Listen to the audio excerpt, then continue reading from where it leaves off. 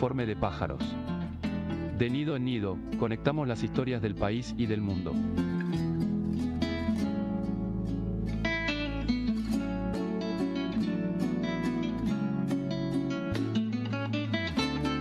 Aterrizajes precisos en tiempos de turbulencias.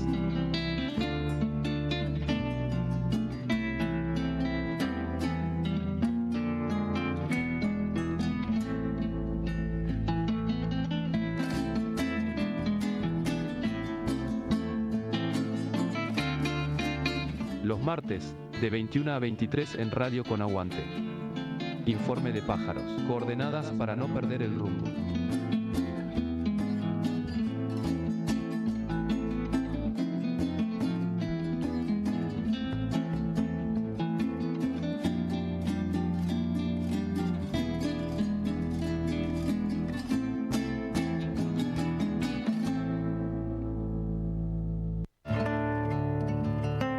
Preguntas, ¿no? Preguntas que van surgiendo al calor de la noche. ¿Cómo les va? Bienvenidas, bienvenidos.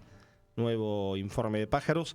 Un vuelo que despega desde este momento hasta las 11 de la noche, los que están en vivo, y que se inicia ahora y continúa, vaya uno a saber cómo, ni cuándo, ni dónde, para aquellos que se van enganchando de manera asincrónica en el después nuestro, en el ahora de ustedes, en el momento que estén conectados a la pantalla y nos encuentren aquí en Radio Con Aguante, en este quinto capítulo de Informe de pájaros, que despliega sus alas sobre la realidad, que toma alguna distancia para analizarla con perspectiva, pero que necesita indefectiblemente hacer un vuelo rasante sobre el objeto en cuestión, ¿no? Esta realidad que nos tiene de observadores, pero de protagonistas, que no tiene de comentaristas, pero de actores, gestores de la misma. Una realidad que por momentos nos abruma, que por momentos nos aplasta, como si fuera el yunque que le tiraba el correcaminos al coyote. ¿Se acuerdan del correcaminos y del coyote? O de la correcaminos y la coyota, como lo quieran disponer. Bueno, esa realidad que nosotros observamos desde alguna altura prudencial, pero que no tenemos ningún problema desde la palabra y desde la acción de hacernos de ella, no solo para interpretarla, como dijo alguien, sino también para transformarla. ¿Cómo le va, Solano López? Muy buenas noches. Bueno, nunca llegaba la sangre al río con el coyote y el correcaminos. No, pero todo estaba resuelto ahí entre el auspicio de la marca Acme. Sí. Y el conflicto. Pensaba, más allá de la broma del correcaminos y el coyote, de la realidad argentina, ¿qué tiene como nudo de conflicto principal? ¿No? Porque en el dibujito, acá estamos apelando a ver los más memoriosos, los van a recordar, los más grandes también. Y si no, chicas y chicos, googleen, ¿eh? Correcaminos, ¿qué era? Y te vas a encontrar videos y demás. Video yankee, nada, de una productora, de una de estas grandes productoras, no sé si Hanna-Barbera, alguna de esas, que hacían dibujitos que marcaron alguna generación desde el punto de vista de la construcción del sentido. Digo, hay todo un capítulo que podríamos hacer sobre... Sí, que tenía que ver siempre con el enfrentamiento de un enemigo voraz, que luego la picardía de quien era víctima de ese enemigo voraz lograba que hiciera provecho de su velocidad y rápidamente, y de su inteligencia, y rápidamente poder huir. Yo creo que algo de eso tiene que ver con la realidad, donde parecía que este enemigo voraz algún freno se le pudo poner. Sí, un momento conflictivo de la sociedad. En verdad la sociedad es conflicto, ¿no? Digamos, claramente nosotros abonamos a la lógica de pensar la historia con el conflicto como motor, como la lucha de clases como motor también de los desarrollos humanos, y en este caso en la Argentina en particular, haciendo ya el sobrevuelo cercano y metiéndonos directamente en la actualidad, sin tanta metáfora ya a esta altura, uno piensa que hay que preguntarse también qué es lo que nos corre y a qué tenemos que correr, ¿no? Siguiendo esto del correcaminos. Y me da la impresión que tiempos electorales como estos ayudan a acelerar el proceso de indagación colectiva y al mismo tiempo nos tiene que encender una señal de alerta. Porque votar está muy bien. Digo, no sé qué te pasa a vos en el momento de votar. Venimos de un momento electoral. Sí, sí, sí. Pero a mí me emociona mucho. Me gusta ir a votar. Es un domingo cada 2 años que me pone... Y se celebra. Sí. En este fin de semana hubo casualmente el propio gobernador de la provincia de Buenos Aires también celebró la primera votación de uno de sus hijos. Mirá. Creo que yo en su momento también he celebrado la de mis hijos, que ya están más grandecitos, pero es como un momento que se suele celebrar. Y ahí aparece necesariamente la pregunta que uno tiene que hacerse en términos de lo político y lo electoral. Lo electoral como herramienta, lo electoral como dique inclusive de contención para la acción y para la reflexión y para el pensamiento. ¿Es lo electoral un fin en sí mismo? Y no, es una pregunta, uno tiene una respuesta, no. ¿Es un punto de partida para otras cuestiones? Sí, también. Y es un proceso de acumulación de lo pasado que condensa en un momento determinado de la actualidad, de la historia de un país, pero que al mismo tiempo potencia algunos significantes hacia adelante. Así es, a veces y ahí está la clave, me parece, ¿no? De cómo entender un proceso electoral. A veces es una bisagra, en otras oportunidades es un pasaje de algo que se venía construyendo, y en otras oportunidades también suele ser claramente un retroceso, ¿no? Como lo que hemos vivido en las últimas elecciones cuando este gobierno ganó. No todas las elecciones son iguales ni impactan de la misma manera. Podríamos decir que sí es un momento de condensación política. A veces se expresa como síntesis también. Positivo y negativo, ¿no? Positiva o negativa, pero es de está condensación política, y que también instala el escenario político en el común denominador de la gente, aún aquellos que deciden no ir a votar, porque quien decide no ir a votar también asume una postura política. Fíjate que en esta última elección legislativa bonaerense, 60% de los votos, el número más bajo en lo que va a la democracia argentina. Desde el 83 a esta parte, en la provincia nunca había habido un registro tan bajo de votación, que es un dato que veníamos advirtiendo, viendo, digamos, en las otras elecciones provinciales, excepto en la de Corrientes, que votó la otra semana un gobernador, porque como decíamos, tanto Corrientes como Santiago del Estero tienen su elección de gobernador desdoblada, producto de 2 intervenciones federales. 1993 Santiago del Estero y el año 2001 en la provincia de Corrientes, donde fue interventor Ramón Mestre y donde fue interventor en la municipalidad de Corrientes un tal Oscar Aguad. Así es. Que todavía está dando, o debiera dar alguna explicación por $60 millones que faltaron en esa intervención. Otro coterráneo. Otro cordobés. No quise ponerle el acento, se lo puso él solo. El suegro, no sé si está todavía en esa relación familiar de Rodrigo de Loredo. Sí. Sí, sí. Me imagino que ahí habrá alguna... Si no es más el suegro, digamos, fue el suegro durante un tiempo. Y no si no lo deben andar negando. Sí, de Loredo. De Loredo, sí. Por ahí está gritando como loco que ama a la mujer para después decirnos que está separado. Claro. Que fue lo que hizo desde que Milei asumió. Que blasfemó en todos los idiomas contra el gobierno para justificar que votaba a favor del gobierno. Sí, sí, es sí. un poco, ¿no? La lógica de lorediana de la vida, podríamos decir. Así es. Bueno, Corrientes, volvemos al paso electoral. Vota gobernador la semana pasada, lo contábamos ya. Juan Pablo Valdés es el flamante gobernador, reemplazará en los próximos tiempos a Gustavo, su hermano, y ahí aparece un porcentaje de un 75% de los votos, más cercano al promedio histórico de la Argentina. Porque es una elección ejecutiva. La elección ejecutiva también impacta de otra manera. De todos modos... Genera otro interés también. Genera otro interés. Seguramente, digamos, si tuviésemos que evaluar una elección ejecutiva, estaría en otras condiciones. De todos modos, no es menor, y hay que leerlo políticamente, qué es lo que sigue pasando en relación al ausentismo en las urnas.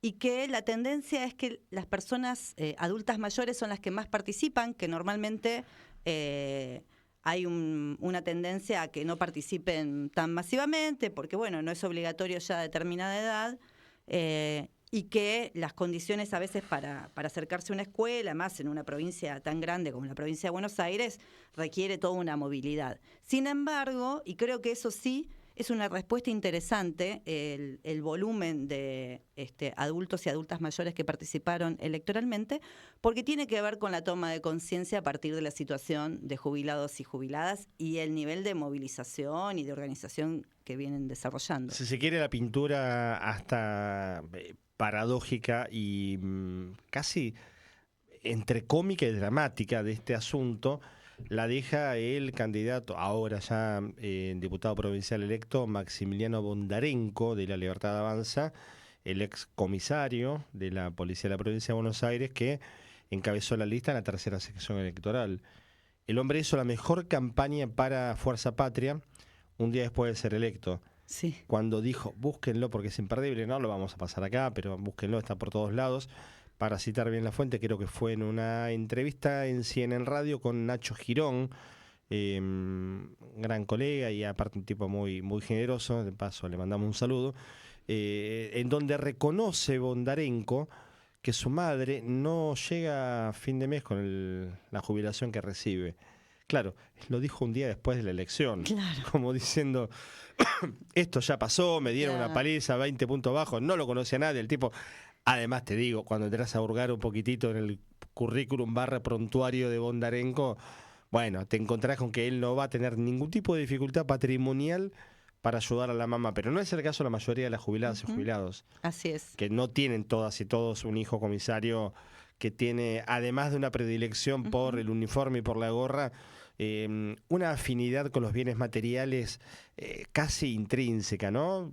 Esto es muy típico de los policías y sobre todo de algunos comisarios de cierto raigambre en la policía de la provincia de Buenos Aires, ¿no? Otro dato que hay... tener mucha afición por el dinero, digamos. Claro. Otro dato que hay en relación a quienes no fueron a votar. Mirá vos cómo se contrapone entre aquellos sectores que son principalmente jubilados y jubiladas, y del otro lado varones jóvenes pobres, que no son la mayoría que no fue a votar. Bueno, probablemente ahí esté el dato de quienes perdieron votos en esta elección con relación a la elección pasada, que ahí hay que hacer de todos modos una salvedad. No podemos o no debemos comparar elecciones legislativas provinciales con una elección ejecutiva nacional. Pero si comparás con 2021, y ahí los datos están también para hacer el ejercicio, vas a ver que la sumatoria de La Libertad Avanza, que en ese momento en la provincia no tenía ese nombre, pero sí el PRO como tal, en Cambiemos o Juntos por el Cambio, les da que ahora sacaron 4 años después 1,5 millones de votos menos. Hay todo un dato ahí. Y eso tiene que ver con quienes dejaron de votarlos o quienes directamente no fueron a votar. Por eso el porcentaje también que en conjunto da un 60% de participación del total del padrón, lo que no deja de ser también la señal de una de las marcas de época, ¿no? El abstencionismo como forma de resistencia, como forma de bronca, como forma de enojo, como forma de desinterés, de apatía, en cualquier caso, no lo fueron a votar. Bueno, y ahí aparece el elemento que más tarde lo vamos a charlar con un invitado, no adelanto el nombre, simplemente lo pongo en tema. ¿Cuánto hay de esta elección en conjunto con la de octubre? Si es el mismo proceso electoral, ¿qué pasa con el gobierno y sus reacciones?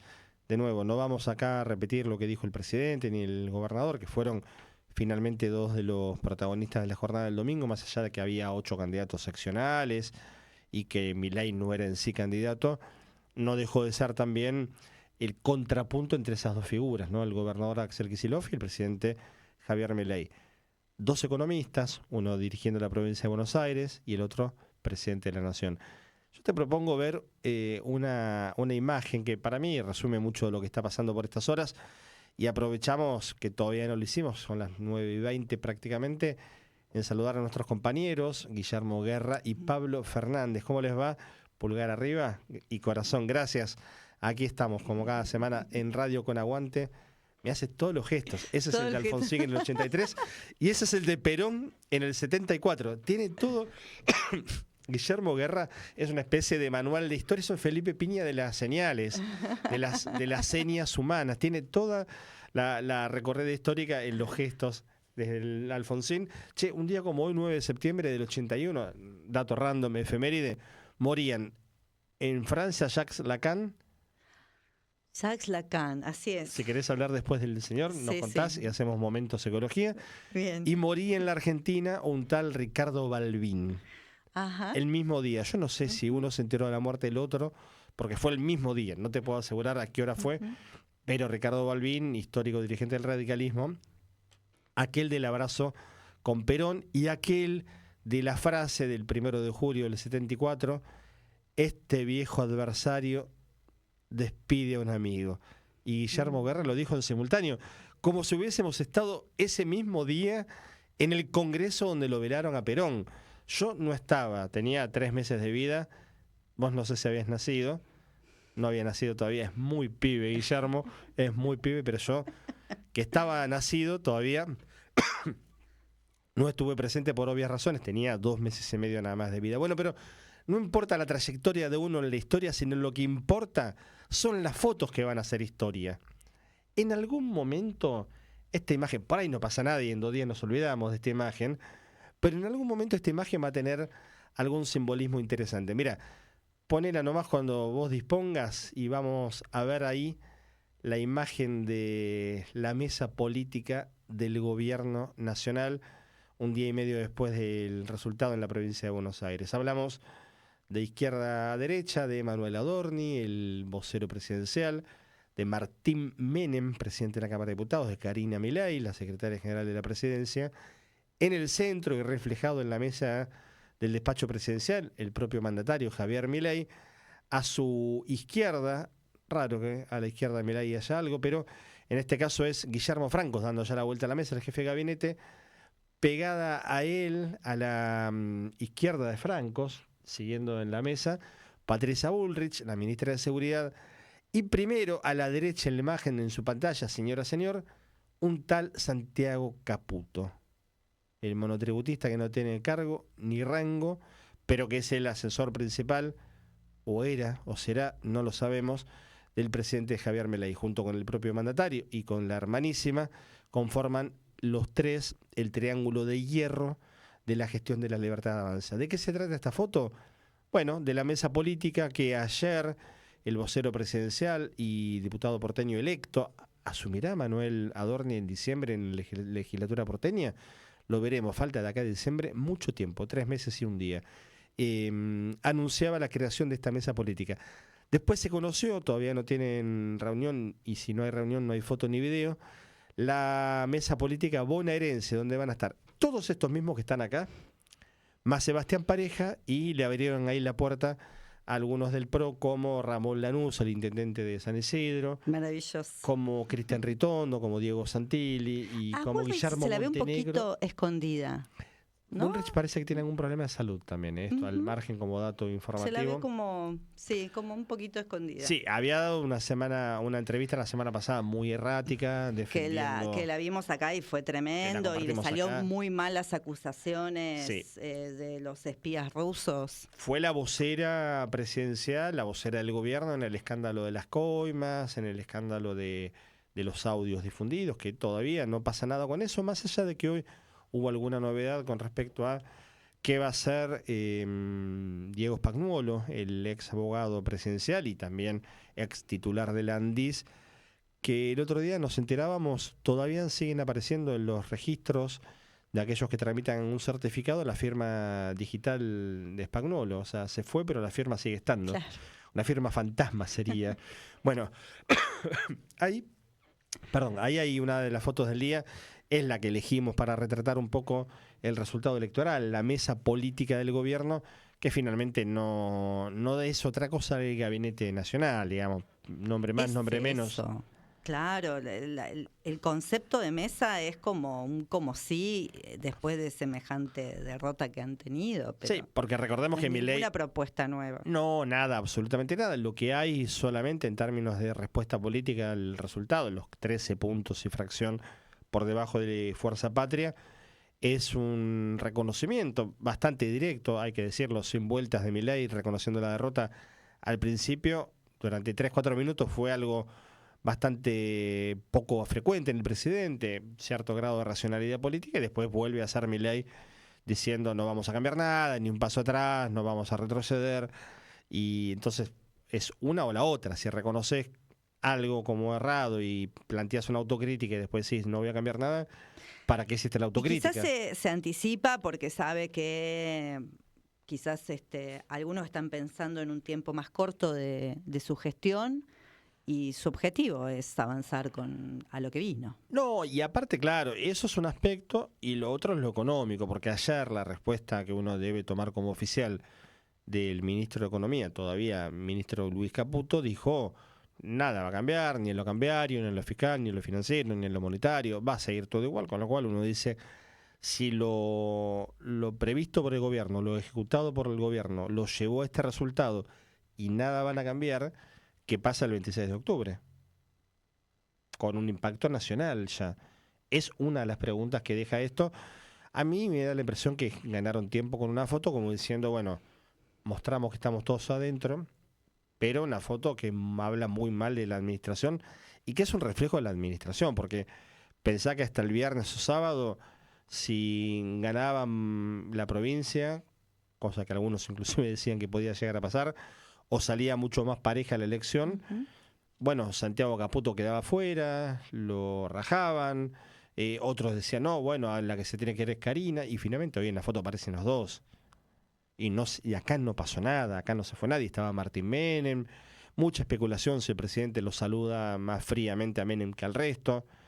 Lule no apareció, Lule es el segundo de Karina Milei en la Secretaría General de la Presidencia, pero sin embargo a uno le da la impresión de 2 días después nada ha cambiado, el gobierno no tiene plan B. La pregunta es si hay alguien que tenga plan B a esta altura, fuera del gobierno. Fuera del gobierno creo que están buscando un plan B o un plan A', que es como algo similar, pero no es tan, tiene sus diferencias, pero es bastante similar. Me parece que en eso siempre el establishment, el poder real, lo va a buscar. El asunto es que hacemos desde los movimientos populares, el campo popular, para tener un plan B. Bueno, en un ratito vamos a retomar tema electoral. Vamos a dejar la foto 2 para más tarde. Y ahora vamos a comentar algo que va a pasar mañana y que tiene que ver con algo que en términos, digamos, legales debería el gobierno resolver antes del jueves.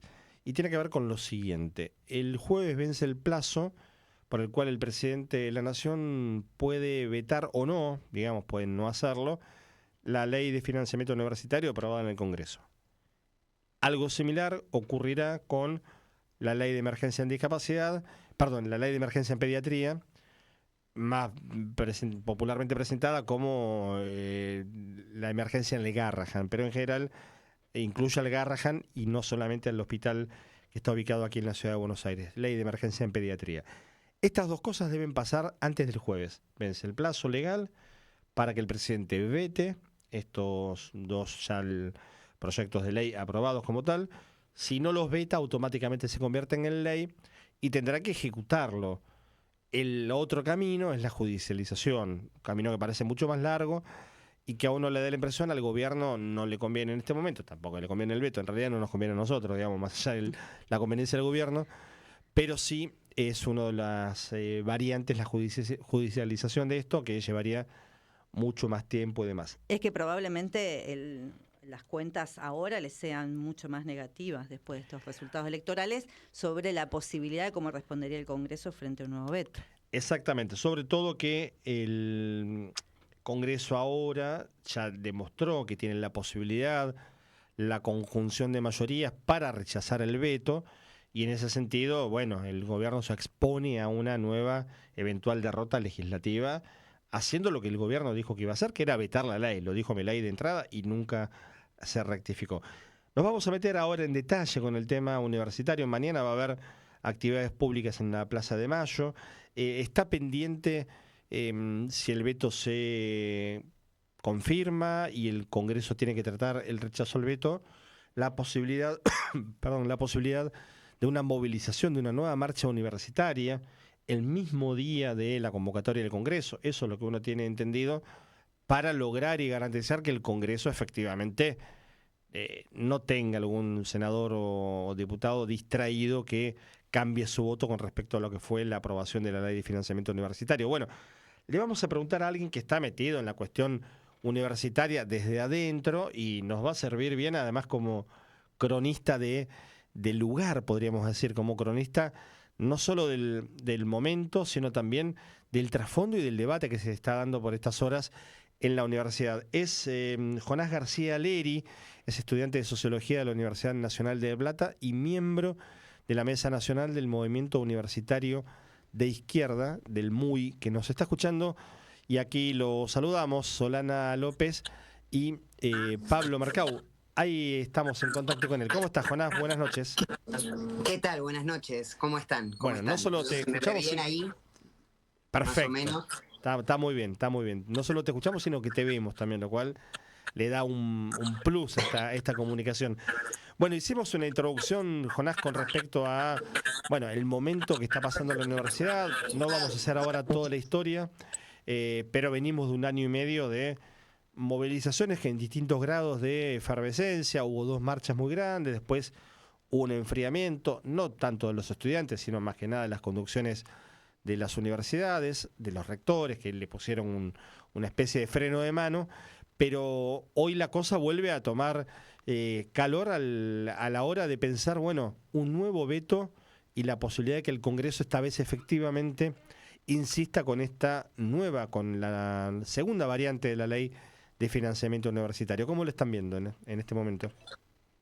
Sí, es real esto que vos decís de un cierto enfriamiento, ¿no? El debate en torno al financiamiento de la educación pública durante todo lo que fue el año pasado fue muy importante, ¿no? Ocupó un lugar muy central en la agenda pública y también le generó un fuerte desgaste al gobierno, ¿no? Las 2 grandes marchas federales que se convocaron y se reunieron el año pasado, impuso también un cierto límite de la sociedad a las políticas de Javier Milei, ¿no? Que a partir de ahí cambia la estrategia con respecto al financiamiento de la universidad pública, ya no quizás a un desfinanciamiento tan, por así decirlo, como impactante, que impacta tanto la vida real, o sea, en lo cotidiano, ¿no? De repente teníamos situaciones de universidades que estaban en cesión de pagos, que no podían prender la luz, que, una situación mucho más palpable, sino que cambia su estrategia en torno a lo que a mí me gusta llamar como un desangramiento, ¿no? Un desangre de la universidad pública, porque ataca a los más vulnerables, que son sus trabajadores, claro, ¿no?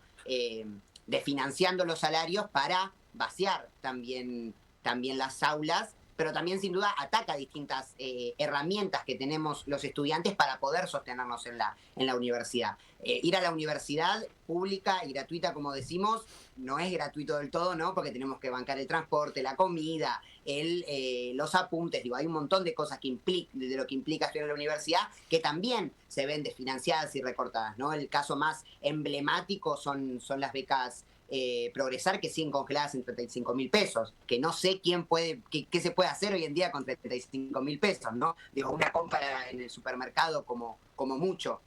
Entonces, efectivamente, existe un cierto enfriamiento en torno a que ya capaz no ocupa tanto lugar de visibilidad como ocupó el año pasado, también por las imágenes gráficas que se generaban, pero sin lugar a dudas, cada vez que vuelve a salir en agenda la cuestión del debate de la Ley de Financiamiento Universitario, nuestra sociedad está atenta, ¿no? Es algo que le preocupa, ¿no? Porque la Universidad Argentina ha transformado trayectorias individuales de distintas familias de la Argentina, ¿no? Lo que nosotros veíamos los años anteriores eran eso, familias que iban a movilizar en defensa de la educación pública.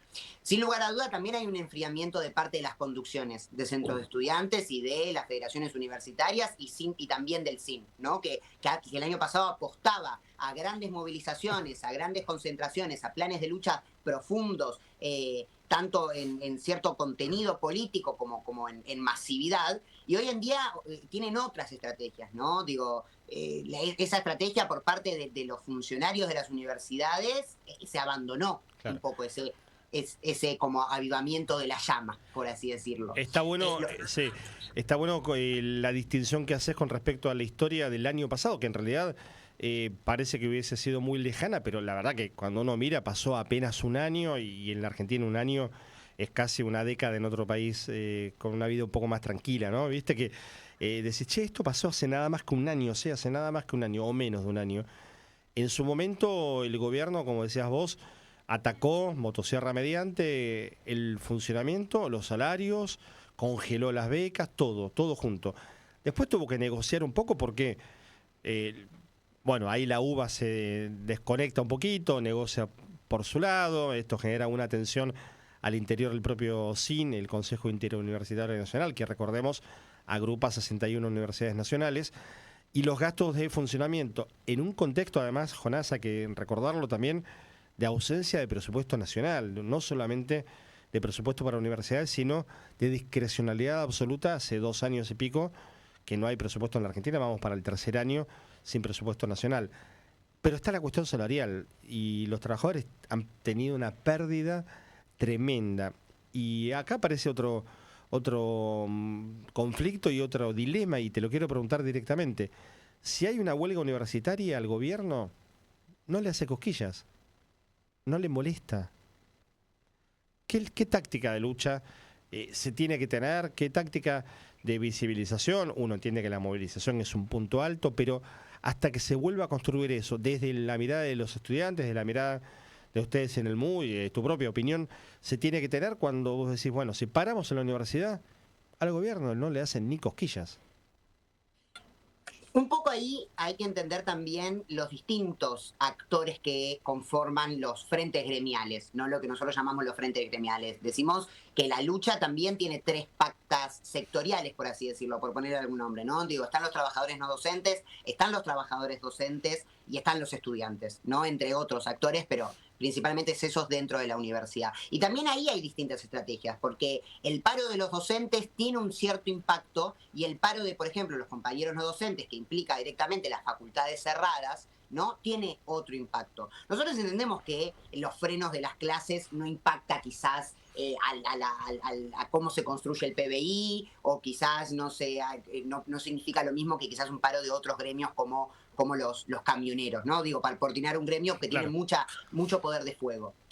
Pero lo que sí hay que aceptar es que la movilización estudiantil y universitaria que significó el año pasado, que existió el año pasado, y obligó al gobierno a recular, también en sus modos de cómo atacar a la universidad, ¿no? Digo, ya no van a decir que la universidad está llena de ñoquis, que está llena de estudiantes que no van a cursar, ¿no? Digo, de repente tenés a candidatos diciendo, no, para nosotros la universidad pública es importante. Entendemos que lo discursivo no tiene su correlato en la realidad. Tal cual. Pero efectivamente la movilización popular, el descontento también que genera entre los propios compañeros, y ese sentimiento de que la masa universitaria, digo, la masa de ciudadanos universitarios también es muy importante, ¿no? Digo, la universidad a lo largo de nuestra historia ha sabido ocupar un lugar de lucha contra los gobiernos, no únicamente en lo que refiere a su frente específico, ¿no? Digo, el salario, el financiamiento para la educación, para los gastos de funcionamiento también, digo,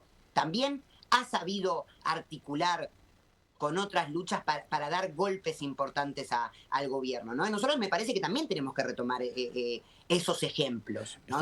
¿Vos sos de La Plata, nativo de La Plata, nacido y criado, o...? Pura cepa. Pura cepa, bueno. Pura cepa. Pero esta pregunta la vas a saber responder aunque vos seas platense. Es un gran ejemplo La Plata en ese sentido, porque tiene enorme cantidad de pibas y pibes que van desde otros lugares del país o de la provincia a vivir. Y hay una cuestión económica, ahí también de cadena de valor. El golpe el golpe económico que este gobierno le está dando a la actividad en general, y en este caso puntual de la universidad, impacta en comercios locales, impacta en casas de comida, impacta en alquileres de vivienda o en pensiones, impacta en venta de ropa, impacta en todo. Digo, la lógica de la universidad es la lógica del mercado interno también. Mirá, me voy a la economía, vos sos futuro sociólogo, pero digo, lo vas a entender perfecto. Impacta también en eso, digo. Entonces, hay hasta una cosa de la defensa de la universidad no es una cuestión de los universitarios, o de los que están ahora, o de los que fuimos, o de los que seguimos yendo y demás. Es una cuestión de país, ¿no? No sé cómo lo ven y si esto también en La Plata en particular ha jugado en este año y pico que lleva este gobierno.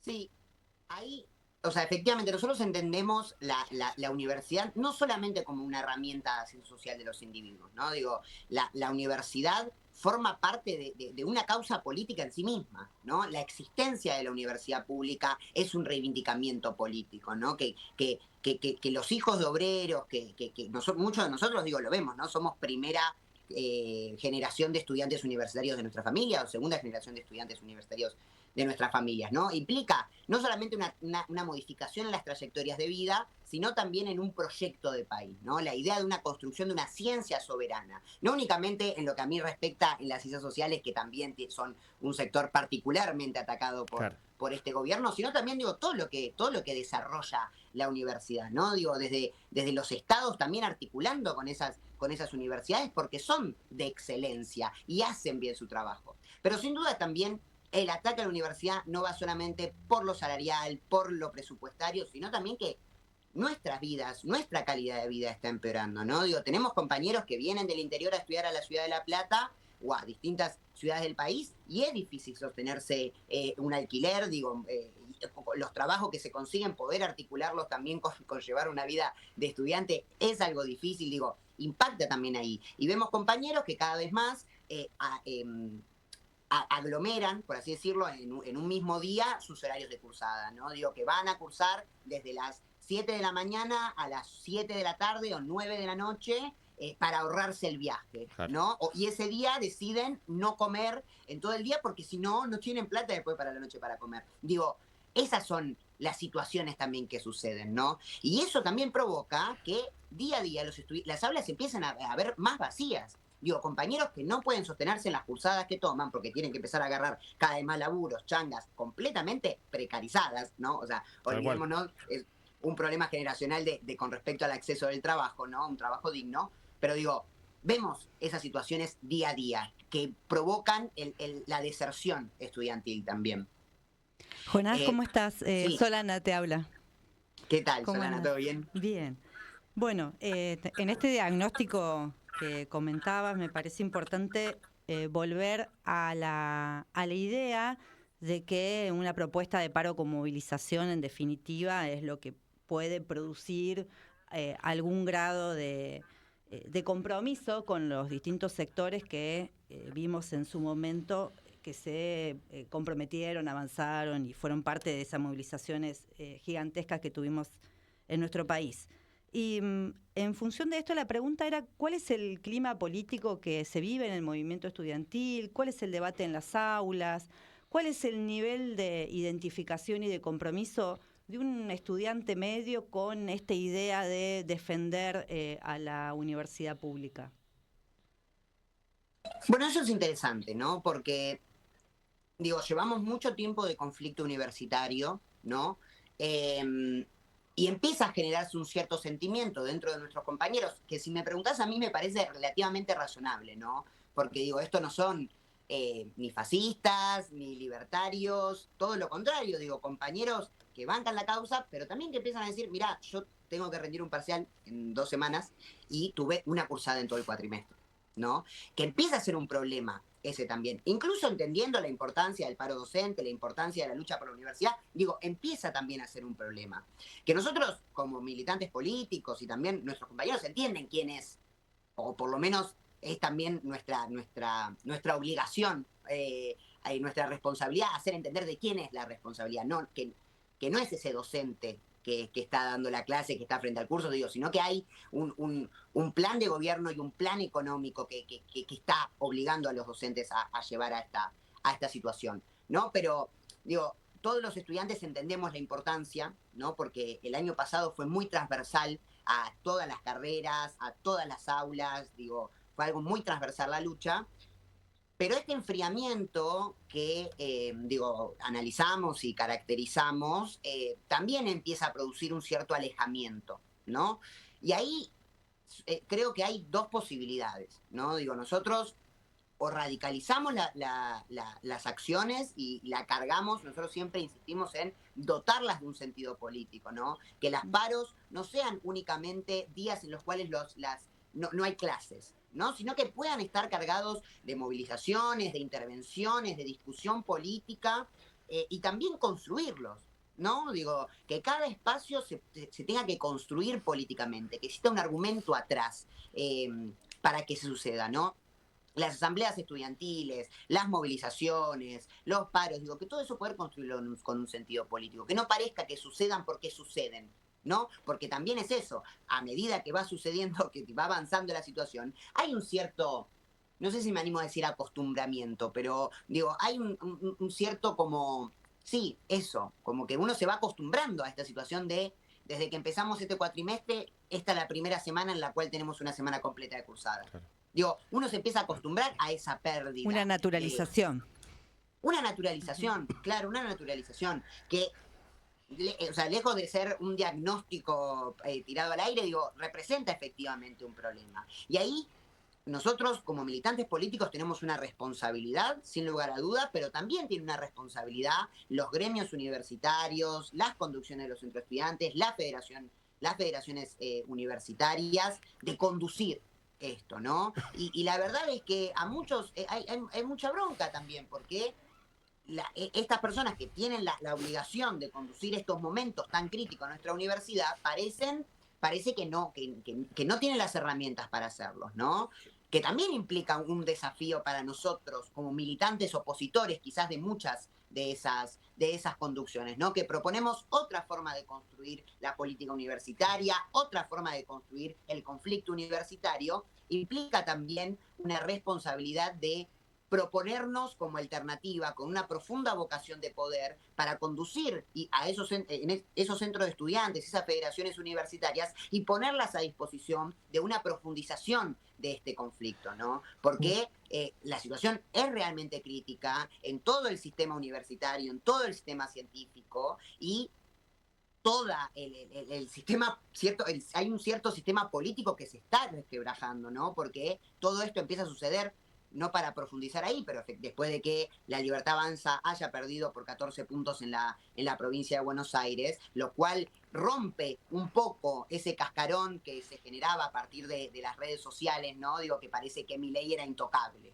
¿no? Que Milei era el menemismo de los 90, que tenía un poder político incorruptible, imposible de ganarle, imposible de disputarle. Bueno, me parece que eso un poco se empieza a romper y implica también de vuelta nuestra necesidad en este momento específico de profundizar, Sí. de dar un golpe al gobierno. Jonás, el año pasado la pintura, digamos, de las dos marchas, la de abril y la de octubre, dejó una imagen muy potente en la Argentina, ¿no? Una imagen en donde...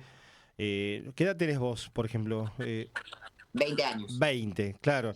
Es muy chico. Mirá qué cara dura. ¿Cómo nació hace solo 20 años? No podríamos preguntarle, pero lo vas a saber entender desde la historia también. Digo, la imagen potente de muchas chicas y chicos de tu generación que por cuestiones de la propia circunstancia histórica no habían tenido, porque veníamos de la pandemia, no habían tenido un volumen de una movilización de esa magnitud, que yo la ubico, tengo bastante buena memoria y bastantes más años también, en el marco de las 3 o 4 más grandes del regreso a la democracia a esta parte, sin ningún lugar a dudas. No movés un palo de gente. Si el gobierno dijo 400.000, había 1.000.000 y así. Digo, no mueves 1.000.000 de personas todos los días en la Argentina. Y a uno lo recuerda, y la verdad que la del año pasado hay que felicitarlos, la que hicieron ustedes, uno participó y demás, pero fue más grande que la de los 90, donde era también muy difícil resistir. Y la ley federal universitaria, las marchas universitarias de ese momento, fueron también mojones. Digo, ¿qué pasa hoy? Porque yo tengo entendido y he hablado con rectores que te dicen, bueno, hay veto, hay movilización, hay en los 61 rectores la voluntad política, en algunos de ellos, de volver a movilizar, de volver a generar. Pero hoy hay una contra, que es una contra y algo favorable desde lo institucional. El Congreso no es el mismo Congreso del año pasado, más allá que sea la misma composición. Y es muy probable que al veto el Congreso le responda con la reafirmación del financiamiento. Eso, por un lado, puede desactivar la movilización, pero al mismo tiempo, digo, hay que recrear ese momento del año pasado, porque es acumulación en estado puro eso. Y si este gobierno algo necesita hoy que le demos como respuesta, es el juego de la calle que ha construido la mitad de la historia argentina. No son las redes, no es solamente ir a votar, es la calle también, ¿no? Digo, poco esta reflexión era también para ver qué está pasando hoy con tus compañeras, con tus compañeros, que fueron protagonistas de ese momento, insisto, histórico, que vamos a recordar por muchos años en la Argentina. A mí me parece, digo, los que fueron las dos movilizaciones del año pasado en algún punto también representan un cierto problema para hoy en día, ¿no? Porque la vara está muy alta. Claro. O sea, la vara de expectativas está muy alta, ¿no? Eso no significa que nosotros no las podamos cumplir. Digo, yo estoy... Efectivamente hay un ambiente de mucha tensión y de mucha atención, ¿no?, a lo que pueda pasar en estos días. Digo, recordemos que el veto a la ley de financiamiento universitario del año pasado hizo el mayor pico de conflicto, ¿no? Hubo tomas en una gran cantidad de universidades a partir de eso, ¿no? Con grandes movilizaciones espontáneas. En el caso específico de la Universidad Nacional de La Plata, cuando en la noche del mismo día que se vetó la ley de financiamiento universitario, que la Cámara de Diputados en ese momento la había rechazado, provocó grandes movilizaciones en distintas ciudades, con tomas del rectorado, acá específicamente la UNLP, que también terminó en tomas históricas con facultades que jamás se habían tomado desde su creación, ¿no? Digo, claro. Ese era el contexto. Teníamos facultades de Derecho, de Economía, digo, que facultades que jamás se habían tomado con tomas universitarias. Lo que desembocó también en una gran movilización acá específicamente en la ciudad, que nos recuerda un poco quizás a una de las movilizaciones más grandes jamás vistas en nuestra ciudad. Eso nos pone una vara de expectativas muy alta. Ahora bien, yo creo que esas movilizaciones las podemos volver a construir. Podemos volver a construir el clima de conflictividad que provocó esas movilizaciones, ¿no? Más allá de si podemos conseguir de vuelta el 1.000.000 de personas, si no se puede conseguir, si, a partir de ahí se hablan distintas estrategias, ¿no? Si va a ser una marcha por regiones, que cada ciudad tenga su propia movilización, si se va a volver a concentrar a Buenos Aires. Son discusiones que el Frente Gremial Universitario tiene en este preciso momento, claro, mientras nosotros hablamos sobre cómo encarar muy posible, ¿no? Porque es lo que esperamos. ¿Acaso que la elección de la provincia de Buenos Aires realmente haya dado un viro completo? Que lo dudo muchísimo. Nosotros esperamos el veto y estamos convencidos de que si ese veto existe, nosotros vamos a poder reconstruir las condiciones para poder dar vuelta a ese veto. Como vos decías, el Congreso no es el mismo Congreso que el año pasado. Milei y todo su gobierno ha roto muchos puentes institucionales dentro del Congreso Nacional, que le va a impedir o le va a hacer dificultoso construir, el poder romper esos 2/3 que necesitan las cámaras para dar vuelta al veto. Más allá de la especulación del Congreso, ¿no? De los porotos del Congreso, de cuánto nos puede dar, habrá compañeros que se tendrán que encargar de eso, que se tendrán de encargar que ver cómo los diputados cumplan con este mandato popular. Ahora bien, los militantes de base, los estudiantes que estamos todos los días en las aulas, tenemos la responsabilidad política, histórica, de construir nuevamente esas grandes movilizaciones y que cuando se trate este veto, ya sea en Cámara de Diputados, en senadores o en los dos, en ambos dos consigamos el rechazo contundente como respuesta y expresión también de la universidad, de lo que la sociedad quiere, ¿no? Que demostró en las dos movilizaciones del año pasado, y que también lo expresó en un cierto modo en las elecciones de la provincia de Buenos Aires, ¿no? Que en este país no da todo lo mismo. Claro. Vos no te podés meter con la universidad pública, con los discapacitados, con los jubilados, sin que eso tenga un coste político. Y me parece que el gobierno también lo evalúa dentro de su accionar, teniendo a un mes la elección de octubre. Entonces, o 1 mes y medio la elección de octubre. Entonces, habrá compañeros que tengan que hacerse cargo de esa tarea de disputar y asegurar los votos en el Congreso. Nosotros tenemos que construir un ambiente de conflictividad que no le pueda permitir a los diputados o senadores que voten cualquier cosa, ¿no? Que las personas que traicionen este mandato popular tengan consecuencias políticas, ya sean de la Libertad Avanza, de los radicales con peluca o del PRO. Que esas corrientes políticas tengan que hacerse responsables también dentro de sus corrientes universitarias. Digo, que la franja morada después dé las respuestas necesarias por todos esos miembros del partido de la UCR que terminan votando cualquier cosa en el Congreso, ¿no? Que den su respuesta también de cara al estudiantado de por qué hacen lo que hacen, pero para eso debemos construir un clima de tensión, ¿no? Que ese momento de esa votación sea un clima en el cual la sociedad esté prestando atención en ese momento a qué va a votar el Congreso, ¿no? El Congreso recuperó en este último tiempo un gran peso dentro de la discusión política, que siempre lo tuvo, pero digo, los distintos vetos y los distintos DNU, una herramienta muy usada por este gobierno, digo, le da al Congreso otro peso y muchos han aprendido cómo funciona también a partir de esta situación el tratamiento de estas leyes. Entonces me parece que nosotros tenemos que generar ese clima para que nuestro pueblo meta la presión a esos diputados y a esos senadores que cumplan con algo tan básico como es que un docente universitario, con título universitario, con doctorados, con maestrías, cobre 250.000 pesos. Digo, que es una locura, Y también, digo, además de esto, de esta necesidad de generar este clima, nosotros como movimiento estudiantil en específico tenemos que ponernos serios y discutir cuáles son las problemáticas que tiene específicamente nuestro sector, que sabemos que existen, la beca Progresar, las distintas becas por universidades, los problemas con los alquileres, los problemas con los comedores universitarios, los problemas con el boleto estudiantil, y poder también llevar esos reclamos a este momento de tensión, ¿no? La ley de financiamiento universitario contempla las becas nacionales, pero aún así nosotros tenemos un montón de todavía de luchas que dar. Y también una profunda discusión de qué modelo de universidad queremos. Este juzgamiento que se hace a la universidad pública es un poco una Portum crisis de también nosotros meter un bocado en esa discusión. Bueno, ¿qué universidad queremos construir? ¿Para quién queremos poner? ¿A quién queremos poner a disposición, digo, qué saberes? ¿A quién le queremos poner nuestros saberes a disposición, ¿no? ¿Quiénes son esos grupos, esos intereses? No, y también el llamado a atención que no se te cuele, como el año pasado algunos querían filtrar en el debate. Bueno, está bien, si da déficit, pensemos en alguna forma de arancelamiento, el que pueda pagar. Digo, esto hay que defenderlo también porque es una reivindicación más que centenaria de la Argentina, digo, la reforma del 18 en adelante, la reforma de los 40, el cordobazo, digo, hay una historia larguísima que llega al día de hoy en donde esto tiene que estar presente y hay que defenderlo, no solo por una cuestión económica, por una cuestión de modelo de país, ¿no? En definitiva.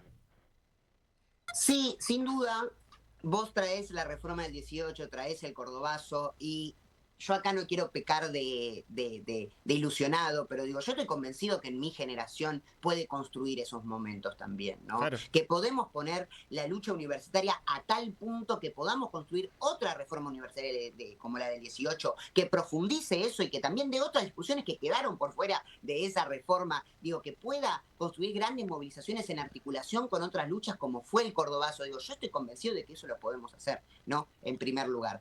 Y en segundo lugar, digo, sí, como decía, la universidad pública forma parte de un proyecto de país soberano.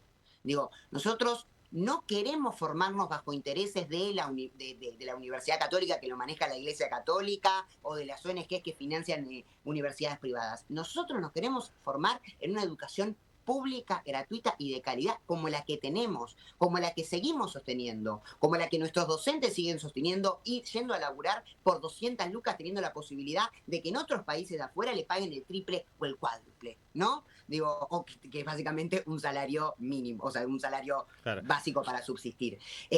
Pero digo, y también esto se ve, hay una tensión en eso, ¿no? Porque el CIN, el Consejo Interuniversitario Nacional, ha avanzado con ciertas reformas, ¿no? En distintos planes de estudio de distintas universidades, no quizás las más céntricas como la Universidad de Rosario, la Universidad de Córdoba, la Universidad de La Plata, esas universidades que han ocupado dentro de la historia argentina grandes hitos, ¿no? Y ocupan un lugar muy central, pero digo, en las universidades del conurbano, nosotros lo que podemos ver es un avance de esta reforma que busca el recorte de los planes de estudios, que busca la instalación del sistema de créditos, tal como se hizo en Europa con algo que se llama el Plan Bolonia, ¿no? Claro, Jonás, yo pensaba en eso, ¿no? Cuando vos hablabas de pensar otro tipo de universidad, pensar en cuanto a contenidos, en cuanto a objetivos, que ahí ya hay alguna experiencia de lo que se viene haciendo. Bueno, en la provincia de Córdoba también hay universidades que están regionalizadas,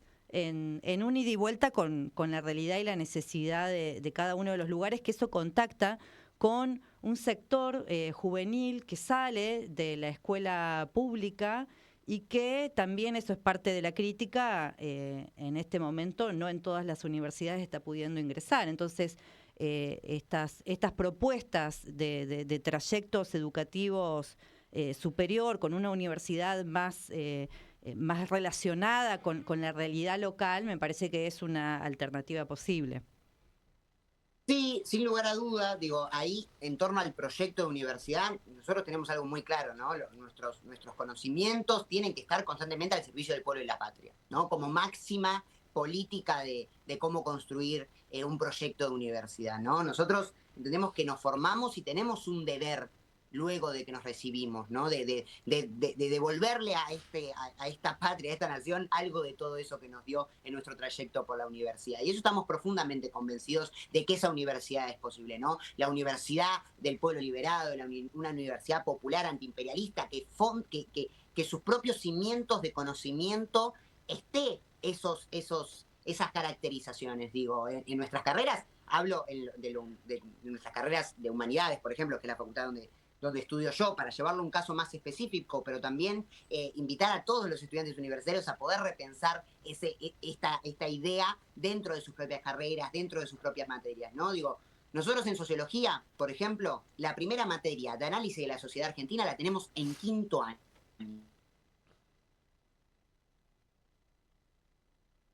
Ahí se nos congeló, estamos charlando con Jonás García Leri, estudiante de Sociología de la Universidad Nacional de La Plata, miembro de la Mesa Nacional del MUI. A ver si lo podemos conectar, igual ya estábamos como redondeando la charla, pero por lo menos para saludarlo. Lo último que dejaba es como insólito, ¿no? Se estudia la historia argentina en quinto año de la carrera, la sociedad argentina en quinto año. Habría que ajustar alguna cosita. Y eso marca, bueno, cómo está orientado justamente los contenidos. Exactamente. Bueno, el punto informativo es que son horas de definición. Decíamos en el comienzo de la charla, el gobierno, se supone, todo indica, va a terminar vetando, el presidente Javier Milei, a través de un decreto, la ley de financiamiento universitario aprobada por el Congreso. Otro tanto hará con la emergencia en pediatría. Y esto va a significar que el Congreso, en ambos casos, puntualmente ahora nos centramos en la ley de financiamiento universitario, tenga que reunirse para contestar ese veto. Todo indica, insisto, que se va a ratificar el contenido de la ley y que se va a rechazar el veto, que todavía tiene que ser rechazado por ambas cámaras, tanto diputados como senadores. Para ese momento del Congreso, que todavía no tiene fecha, además en un contexto de campaña electoral, con poca actividad en el Congreso, de acá en adelante probablemente muy pocas reuniones, para ese momento está previsto la posibilidad de una nueva movilización. Habrá que ver, nos decía Jonás, si esto tiene carácter otra vez muy masivo, como el año pasado. La vara muy alta, decía, está claro, mucha gente unida en la ciudad de Buenos Aires, o si tiene una característica de regionalización de la protesta y demás, como modo de presión para que el Congreso tenga finalmente lo que tiene que tener, que es ratificar esta ley de financiamiento universitario, que es un parche, no resuelve el fondo de la cuestión. La Argentina sigue sin tener presupuesto nacional, no lo tuvo en el 24, no lo tiene en el 25, y es un problema. Lo que hoy la universidad está ejecutando como presupuesto es lo que se debatió en octubre, noviembre del año 22. Es para prender la luz de las universidades. Claro, pero es del año 22, con lo cual es todo discrecionalidad. Digamos, el gobierno, por supuesto, ha ido actualizando. Está claro que han girado fondos, las universidades siguen abiertas, pero es dramático el tema. Y en términos inclusive institucionales, bueno, inédito que la Argentina, lo hemos hablado ya en otras instancias de mirada económica de la realidad, que la Argentina no tenga presupuesto por tercer año consecutivo, ¿no? Ahí hay que decir que en el año 23 el gobierno saliente del Frente de Todos termina negociando con Milei, Sergio Massa, candidato, Sergio Massa, ministro de Economía, que el presupuesto para el 24 se debatiera después del balotaje. Nunca se debatió ese presupuesto. Llega Milei, prorroga el presupuesto del 23 pensado en el 22, el año pasado hace el acting ese del 15 de septiembre de presentar el proyecto, hablándole al Congreso un domingo a la noche y peleándose ahí con Germán Martínez y tratándolo de ratas a todos y qué sé yo, y finalmente presentan un presupuesto, nunca se debate, queda guardado en el cajón de Jesús Luis Espert, presidente de la Comisión de Presupuesto de Diputados, y ahí quedó. Y un año después estamos en lo mismo. Hoy a nadie le preocupa el tema, estamos a 8 de septiembre, la semana que viene debería presentar el presupuesto el gobierno. Hoy no, perdón, a 9. El lunes debería presentar el presupuesto, el martes. No hay mira de que vaya a hacerlo. Es absolutamente inédito, no pasó nunca en la historia argentina. A ver, la memoria indica, excepto en situaciones de gobiernos de facto, en la última dictadura cívico-militar, los congresos aprueban el presupuesto, que por algo es llamada la ley de leyes, y a partir de ahí el gobierno tiene la herramienta de gestión, porque el presupuesto no es solamente otorgar un gasto, el presupuesto es partir del análisis de las necesidades y una planificación. Y planificar justamente la respuesta a esas necesidades. Bueno, claro. Eso es lo que este gobierno no tiene. Y el único antecedente que hay de la prórroga de un presupuesto es en el año 2009-2010, cuando la oposición tenía una mayoría circunstancial, el famoso Grupo A, y el gobierno de Cristina prorroga el presupuesto, cosa que es una facultad que tiene el gobierno. Con este gobierno pasa algo totalmente distinto. Bueno, 10 y 6, cerramos acá el bloque universitario, no hay problema, y hacemos una muy breve tanda. Enseguida nos metemos otra vez con el diseño de lo electoral, desde el punto de vista del análisis de lo que dejó la elección del domingo, pero sobre todo pensando lo que viene de acá, 46, 47 días que vamos a volver a votar ya en todo el país para renovar la mitad de la Cámara de Diputados y un tercio de la Cámara de Senadores a partir del 10 de diciembre. Comienzo de espacio publicitario. ¿Qué estás esperando? Te espera un encuentro único. Te espera tu historia. Afectos, abrazos. Te espera tu identidad. En Abuelas te estamos esperando. 4384-0983 www.abuelas.org.ar.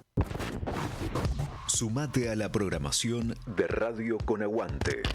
Distintas piezas de realidad conforman este proyecto colectivo de comunicación.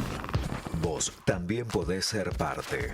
Entrá en www.radioconaguante.com.ar para recibir más información. Tu proyecto necesita aire.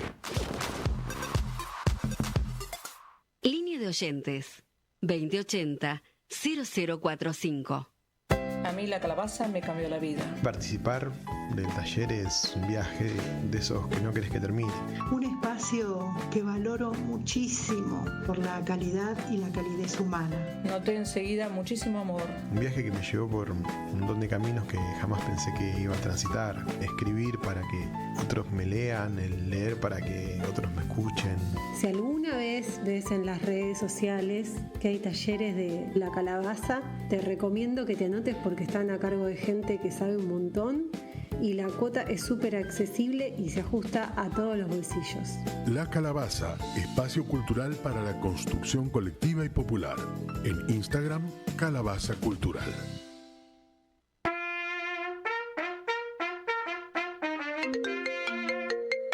Hola. Charlie, ¿cómo va? Bien, vecino, ¿usted? Conseguí trabajo a la noche. No se te ocurra ensayar de mañana. Seguro, vecino. Estoy empezando a ensayar a la tarde. Así me gusta, pibe. Lo dejo. Sigo ensayando. Hola, Quique. Charlie, esta tarde quise ver la novela y no escuché nada por la trompeta. Uy, Quique, voy a empezar más tarde entonces. Brutal. Como esta hora va a estar regio. Listo, quedamos así.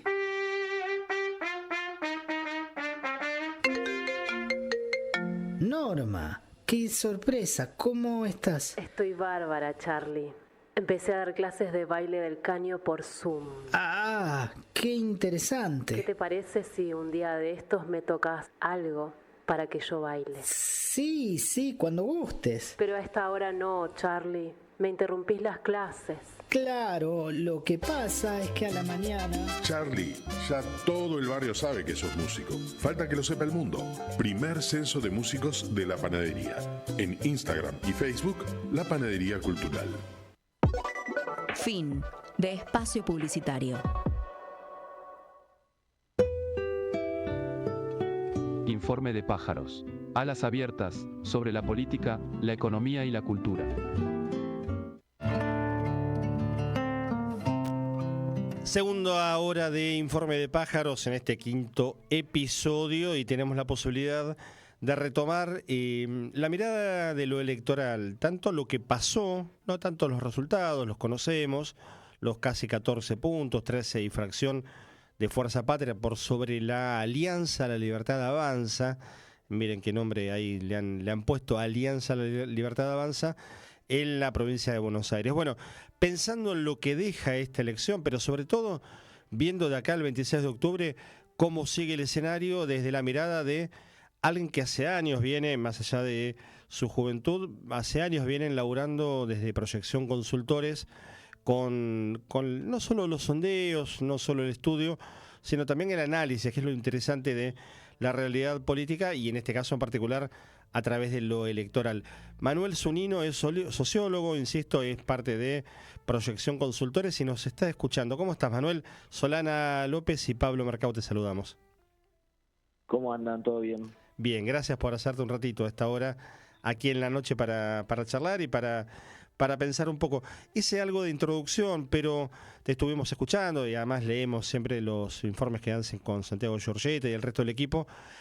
¿Cómo estás viendo de acá en adelante este proceso electoral que en la provincia parece que fuera una especie de paso y primera vuelta, ¿no? Así por lo menos también lo ha planteado el gobierno, diciendo esto es como en el 2023, perdimos las pasos, pero iremos para adelante, ¿no? Sí, creo que el gobierno, sobre todo el presidente Milei, construyó su propia trampa al nacionalizar la elección de la provincia de Buenos Aires, una elección que era netamente local, como fueron el resto de las elecciones provinciales, a excepción de la Ciudad de Buenos Aires, que también fue decisión del propio presidente. Se jugaban legisladores, concejales, y bueno, Milei nacionalizó y se convirtió en un plebiscito de gobierno, una provincia adversa, donde veníamos observando que era los mayores índices de caída de la imagen del presidente, principalmente en Gran Buenos Aires, donde sobre todo creo que lo que enoja un poco al habitante de la provincia es un ajuste muy duro, muy prolongado, que genera una incertidumbre porque tampoco queda muy claro cuándo termina, se entiende cuándo comenzó, pero nadie sabe cuándo termina el ajuste y un montón de familias que no llegan a fin de mes, que se endeudan. Creo que para mí es un voto hipereconómico con una sociedad mucho más racional que sus dirigentes muchas veces. No es la primera vez que hay una demostración de racionalidad de la gente cuando los dirigentes creen otra cosa o ven otra película. Y Manuel, ¿por qué piensan que nacionaliza la elección el presidente? ¿Por ausencia de estructura? ¿Porque él se carga de alguna manera la campaña? La foto del miércoles pasado en Moreno es un poco representativa. ¿Qué razones llevan a que haya tenido este carácter de nacional la elección provincial? Creo que primero lo sobreexcitó al gobierno el triunfo de la Ciudad de Buenos Aires, lo hizo pensar que era invencible y eso es un problema en un escenario tan volátil, con la inestabilidad típica de estos últimos tiempos en la Argentina. Y bueno, después vos lo decías, Pablo, no tiene todavía el armado necesario ni a nivel provincial ni a nivel país para constituir una estructura sólida con candidatos fuertes, representativos. Y si querés, a excepción de Valenzuela y Montenegro, el resto tenían 80% de desconocimiento. Y no te digo que Montenegro y Valenzuela tuvieran muchísimo mejor nivel de conocimiento, pero bueno, era claro que el presidente tenía que impulsar la boleta, el sello, eran los candidatos a Milei. Lo mismo que hizo con Adorni también en la Ciudad de Buenos Aires, pero me parece que son territorios muy distintos. Una cosa era pensar la ciudad y otra cosa pensar una provincia compleja, donde se esperaba que el gobierno no tuviera un buen resultado en el conurbano, no tan mal resultado en la primera sesión electoral. Nosotros veíamos un escenario bastante más parejo en la primera, y se esperaba que en algunas secciones del interior, como la cuarta y la séptima, estuviera un poquito mejor. Creo que el gobierno se lleva un golpe duro porque no pudo apelar a ninguna de las tres estrategias para narrar el resultado. claramente a la cantidad de votos fue muy grande la diferencia, en cantidad de legisladores también perdió, y si uno mira la provincia cómo quedó pintada, creo que queda claro que es contundente el resultado. El gobierno por ahí esperaba que algunas regiones muy pobladas del interior tuvieran el color violeta, y eso por lo menos generaba otro mapa, pero bueno, no tuvo éxito la estrategia del gobierno. Creo que claramente hoy con el diario del lunes es fácil decirlo, pero fue a destiempo y arriesgó un pleno Milei. Jugó todo en la provincia de Buenos Aires, lo que no quiere decir, que es lo primero que me preguntaste, Pablo, que este resultado sea el resultado de octubre. No creo que haya que leerlo de esa manera. Creo que hay que empezar a analizar un escenario nuevo. Manuel, buenas noches, Solana te habla. ¿Cómo andas? Bien.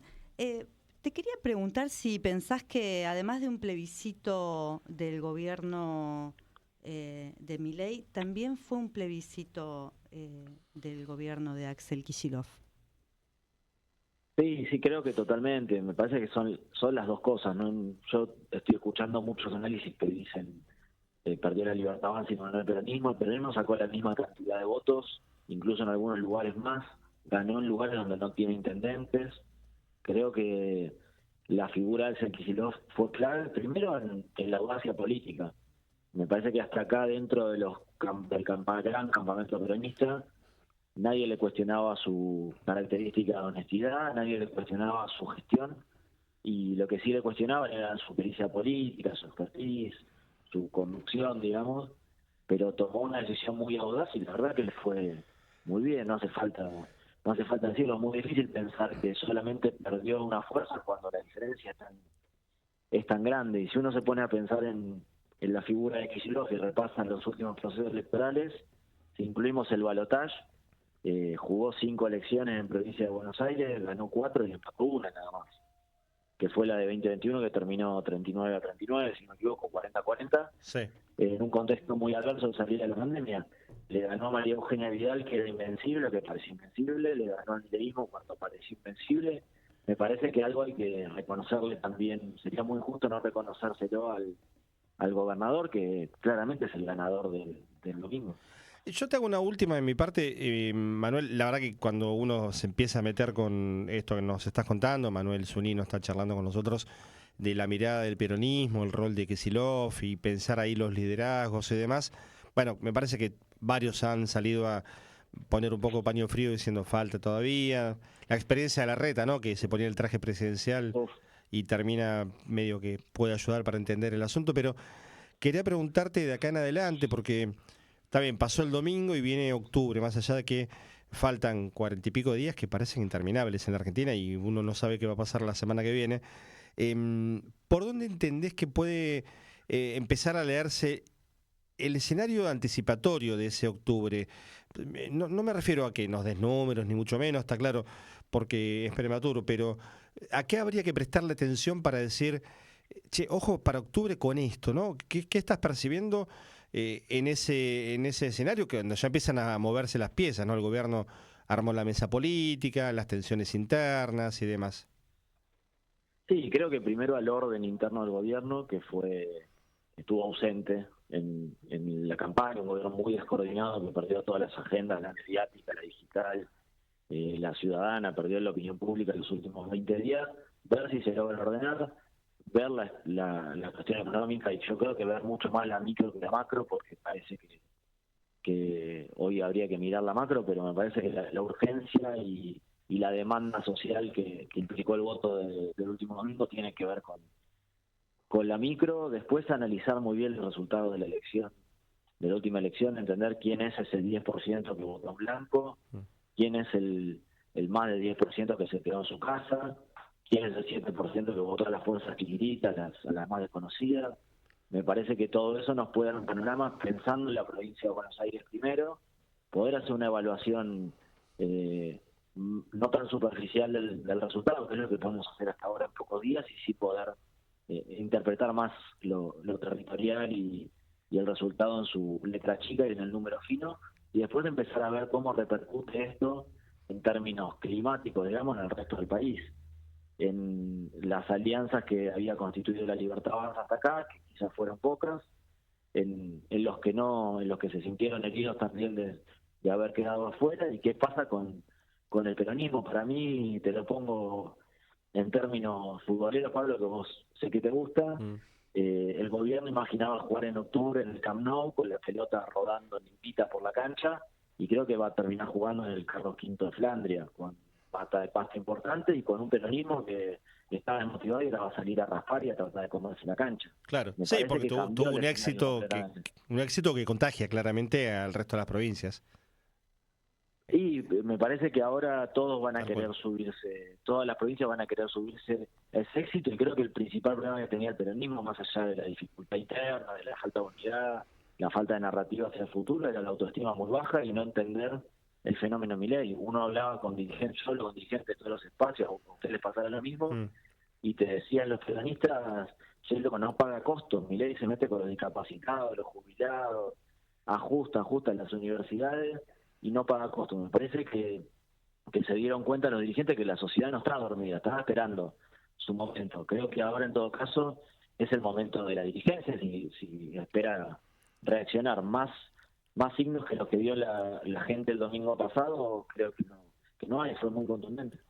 Manuel, te agradecemos mucho este rato de charla, son ahora 10:20, esto vos sabés que circula mañana, pasado, con lo cual en el vivo nuestro, en este contacto, es tarde, tenés que reponer energías, tienen siempre ustedes la amabilidad de hablar con todo el mundo a toda hora, y eso hay que destacarlo, y tienen un laburo enorme de acá en adelante, así que a juntar fuerzas, espero verte pronto, y bueno, pensar estas cuestiones que nos dejás también como tarea para el hogar, a qué prestarle atención, que era un poco la intención de la charla, no solo mirar lo que pasó, y ahora también con la reflexión más fría, analizarlo más en detalle, sino empezar a proyectar justamente, ¿no? Esta proyección que ustedes tienen como título y que nos ayuda a pensar no solo cómo estamos, sino también hacia dónde vamos. Bueno, Pablo, un gusto la charla, abrazo para los dos. Te mandamos un saludo grande, que estés bien, y hablamos en cualquier momento. Es Manuel Zunino, que charlaba con nosotros, sociólogo, director de Proyección Consultores.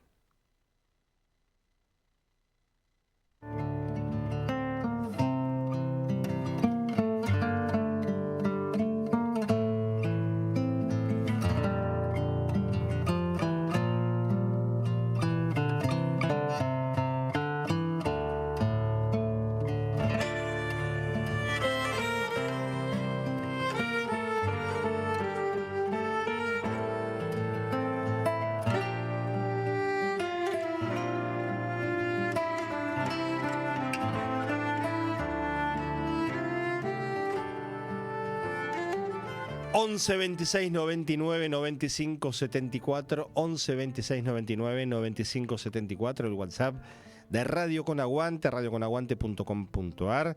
...allí está la transmisión en vivo... ...lo mismo que en la app... ...la buscan en Google Play... ...como Radio Con Aguante... ...y por supuesto en las redes... ...tanto en el canal de YouTube... ...que tiene muchos suscriptores... ...si no se metieron y están viendo esto... ...abajo, acá... como se dice habitualmente, siempre me gustó hacer esto.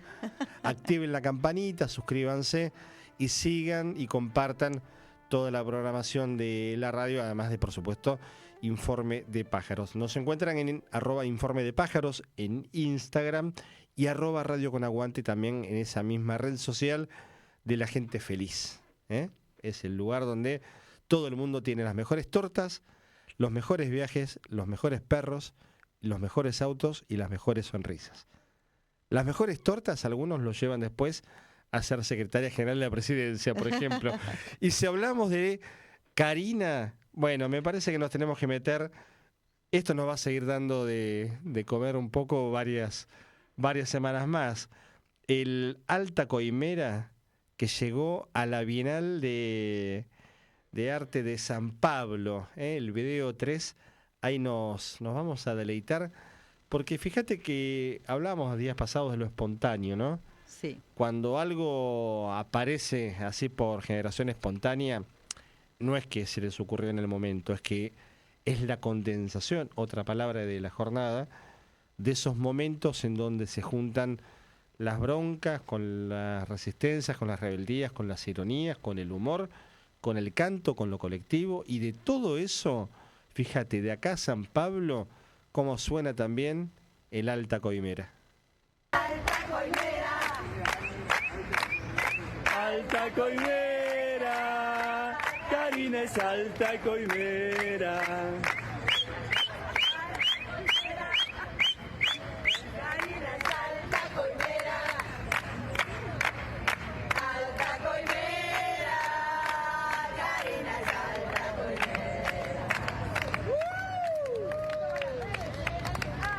El Alta Coimera, el Bienal de Arte de San Pablo, en estas últimas horas, creo que ayer o anteayer, fue este video en donde la gente esperando para entrar a esta exposición tan importante de San Pablo aparece allí con el Alta Coimera.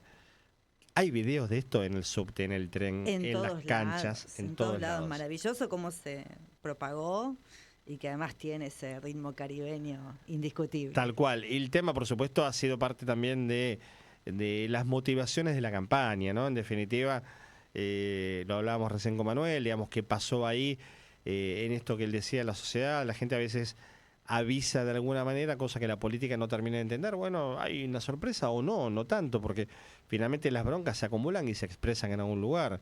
Digo, esto de pegarles a todos todo el tiempo tiene un costo. Bueno, tal vez lo haya empezado a pagar el gobierno desde lo electoral el domingo y en la próxima, que será el 26 de octubre. Mira, vamos a retomar, hacemos una reentré con, ahí estamos intentando, con nuestro entrevistado hace un ratito, Jonás García Leri, es estudiante de Sociología en la Universidad Nacional de La Plata, miembro de la Mesa Nacional del MUI, y nos había quedado trunca ahí el final de la entrevista, y por lo menos un par de minutos vamos a dialogar con él. Mientras tanto, reiteramos, mañana desde las 10 de la mañana hasta las 6 de la tarde en la Plaza de Mayo, clases públicas, porque se está preparando un nuevo escenario de movilización en virtud de esto que veníamos contando, el veto, seguro veto, posibilidad de veto a la Ley de Financiamiento Universitario y la respuesta del Congreso, que eventualmente ratificará la norma y hará que el gobierno tenga también, como lo explicábamos, la obligación de cumplirla o la opción de judicializarlo, ¿no? Lo que escalaría el conflicto a otra dimensión distinta. Jonás, ¿estás por allí de nuevo? Escuchamos ahí el sonido de conexión. ¿Puede ser? ¿Te tenemos? Buenas, ¿qué tal? Ahí Perdón. estamos. No, Ahí está, por favor. muy bien. Mira, pasa en las mejores tecnologías. Todavía dependemos de las baterías. Lamentablemente todavía no hemos avanzado tanto. Escúchame, la próxima, yo te iba a decir 2 o 3 cosas y aprovecho de decírtelas ahora porque nos gustó mucho la charla con vos. Desde ya te agradecemos, por supuesto, este rato que te has tomado, pero eso no es gratis. Eso tiene un costo para vos. Porque acá no es joda, el que las hace las paga. Entonces, como nos cayó bien la charla que tuvimos con vos, te ganaste una obligación de acá en adelante. Abre los ojos grandes, nos mire y dice, ¿y este ahora con qué se va a salir? ¿Cuánto me va a salir esto? Mira, nosotros nos vamos a desentender de la octava, en términos electorales. Todo lo que sea de La Plata, no va con Solana, con los compañeros, no vamos a leer nada. Vamos a decir, no, de esto se encarga Jonás, y cuando haya un quilombo en La Plata, bueno, Jonás, explícanos qué pasó. Son nuestros ojos y nuestros oídos allí en La Plata. En general, con mucho honor de hablar de esta ciudad que me ha criado y que yo amo profundamente. La verdad, soy muy orgullosamente platense. ¿Y de qué lado del río futbolero? De Estudiantes de La Plata, del campeón. Lo adivinaba por la campera. Sí. No creo que parece roja, ¿no? No, pero no es de Estudiantes. No, pero es roja, es medio roja. Sí, es naranjita, medio naranjita. Piso, no creo que un hincha de Gimnasia se ponga algo parecido al rojo. Es como los Racing, son medio termo en términos de colores. No sé en la izquierda cómo funciona eso, porque tenés que, si sos del Partido Comunista, de la FEDE y del MUI, y tenés que vestirte de rojo, sonaste y si sos hincha de Gimnasia. Pero bueno, y bueno, son pocos. Hay que aguantarla. Ya sé que son pocos. Un 7-0 se pueden aguantar ponerse una remera roja, pero yo no me metería en ese ámbito. No, ya está, tiraste toda la tierra posible y ya está. Vos sabés que en el momento del congelamiento, no presupuestario, sino de la imagen tuya, mirá qué paradoja, congelamos la imagen tuya, producto de la batería, nos dabas un dato ahí como llamativo que nos sorprendió. Dijiste, La sociedad argentina la estudiamos en la carrera de sociología, a ver si lo interpretamos bien, en quinto año de la carrera. Es raro, ¿no? ¿Qué pasa con eso? Es interesante, por lo menos Sí. es interesante para pensar cómo alrededor de qué intereses también se estructuran nuestros conocimientos, nuestras materias, nuestro trayecto formativo. Es un dato de color, ¿no? Que yo traigo de un caso muy específico, de una carrera relativamente chica de la Universidad de La Plata, para poder también invitar a ese traslado a cada situación particular. Digo esto, de que nosotros nos estamos formando para analizar la sociedad argentina, ¿no? En algún punto, más allá de que podemos analizar cuestiones mundiales, digo, no me voy a meter en específico qué hace un sociólogo, pero digo, en algún punto parte de nuestro trabajo está principalmente centrado en el estudio de la sociedad argentina, y nuestra primera materia efectivamente existe en quinto año, ¿no? Antes tenés otras materias súper importantes, claro, del trayecto formativo de un sociólogo, los pensadores clásicos, obviamente Marx, digo, todas esas cosas sin lugar a duda, pero hay que dar una discusión también dentro de qué contenidos damos la carrera, porque ahí se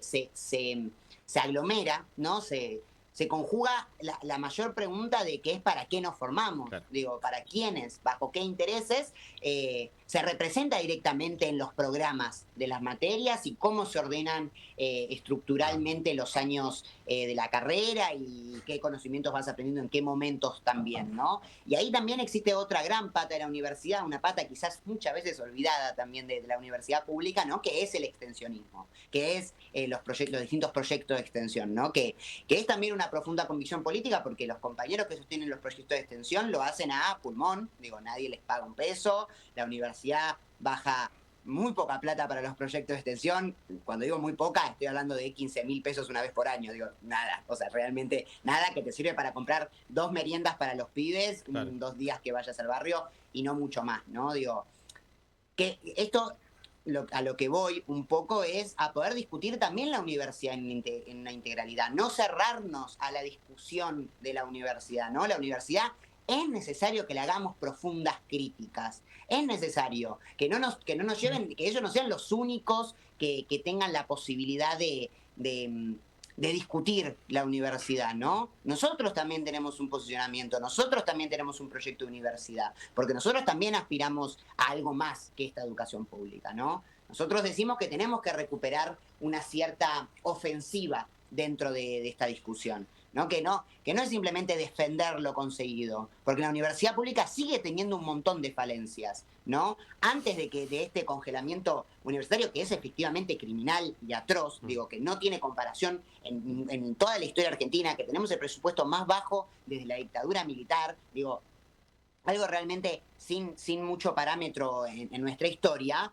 Pero antes de eso, la universidad pública no era una universidad de colores. Nosotros venimos defendiendo la universidad pública con discusiones profundas desde antes que exista este congelamiento, esta ley de financiamiento universitario, digo. Y eso nosotros también tenemos que poder plasmarlo en un programa político, en reclamos académicos, gremiales, digo.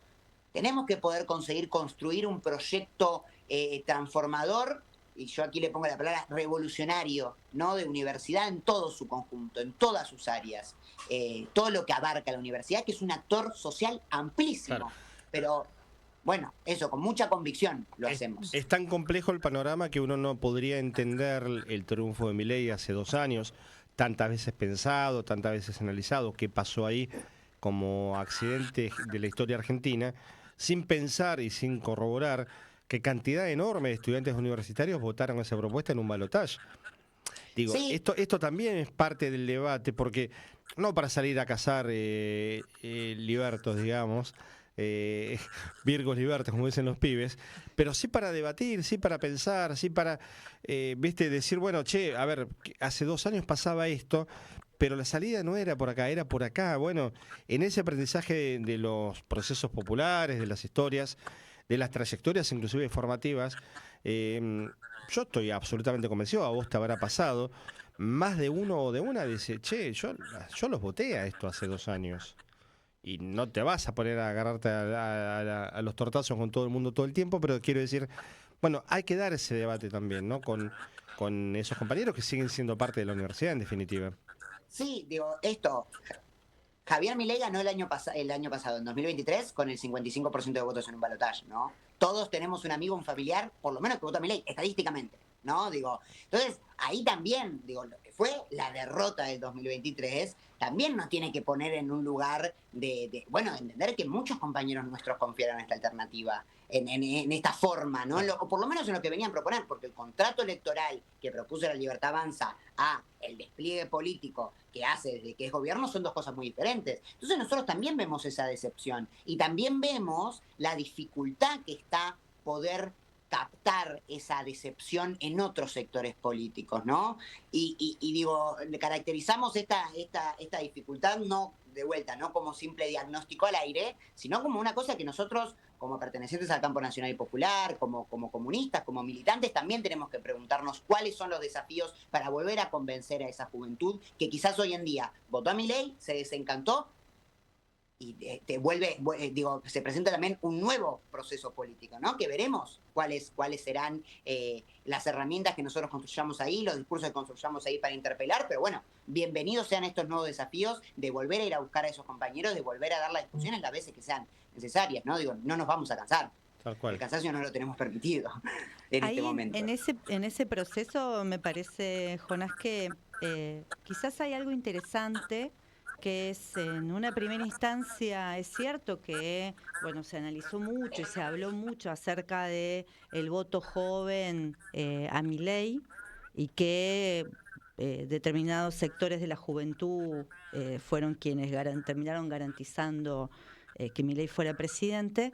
Pero después también existieron las movilizaciones que existieron con la universidad. Me parece que ese fue un primer dato de registro de responsabilidad, que si elegiste algo, quizás confiando de que eso iba a traer alguna modificación positiva en relación a las dificultades que traíamos del gobierno de Fernández, ¿no?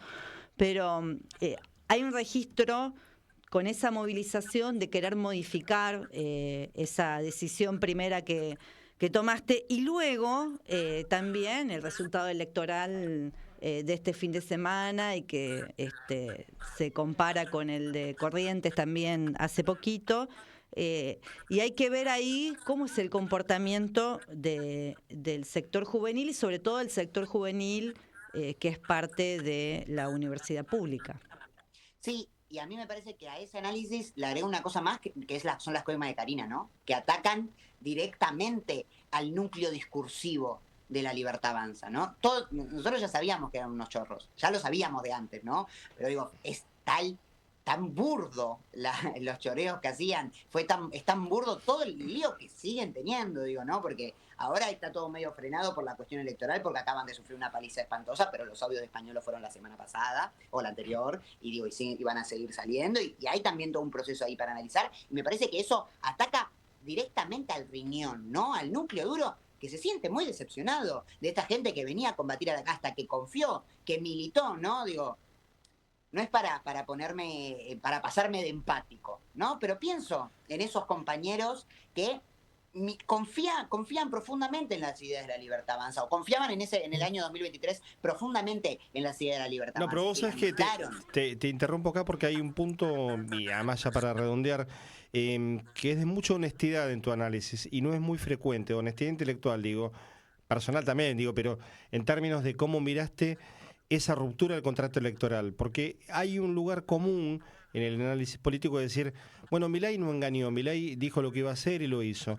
Y la verdad es que también engañó.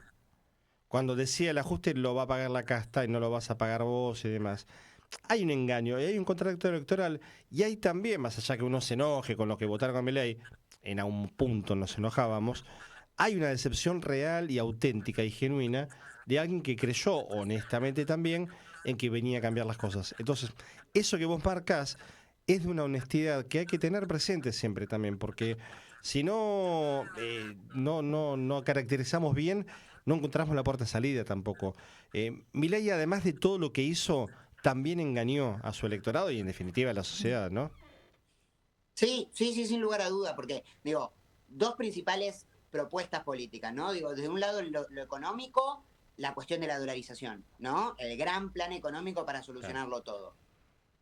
Yo por ahora, digo, mi humilde trabajo lo sigo cobrando en pesos, sigo pagando todas mis cosas en pesos, digo, esa tal dolarización no existe. Y lo otro, por una cuestión política, un pilar fundamental de la lucha contra la casta, ¿no? El ajuste lo va a pagar la casta, y de repente tenés a personas con síndrome de Down, a familias enteras de chicos, de personas con discapacidad, reclamando en la puerta del Congreso porque no pueden pagar el acompañante terapéutico. Tenés a Ian Moche siendo atacado directamente por el presidente de la Nación. Digo, hay algo también de una profunda ruptura del contrato electoral, que me parece que se ve, y yo lo que decía de no pasarme no me quiero pasar de empático, pero sin duda hay personas, hay chicos de mi edad que confiaron en la idea de la Libertad Avanza, que la militaron, que convencieron a sus amigos, a sus abuelos, a su familia entera de ir a votar a Javier Milei, y ahora se encuentra con esta situación. Bienvenidos sean, compañeros. Yo fui militante político en el gobierno de Alberto Fernández. Digo, esas cosas pasan. La decepción con la dirigencia política es una situación real, ¿no?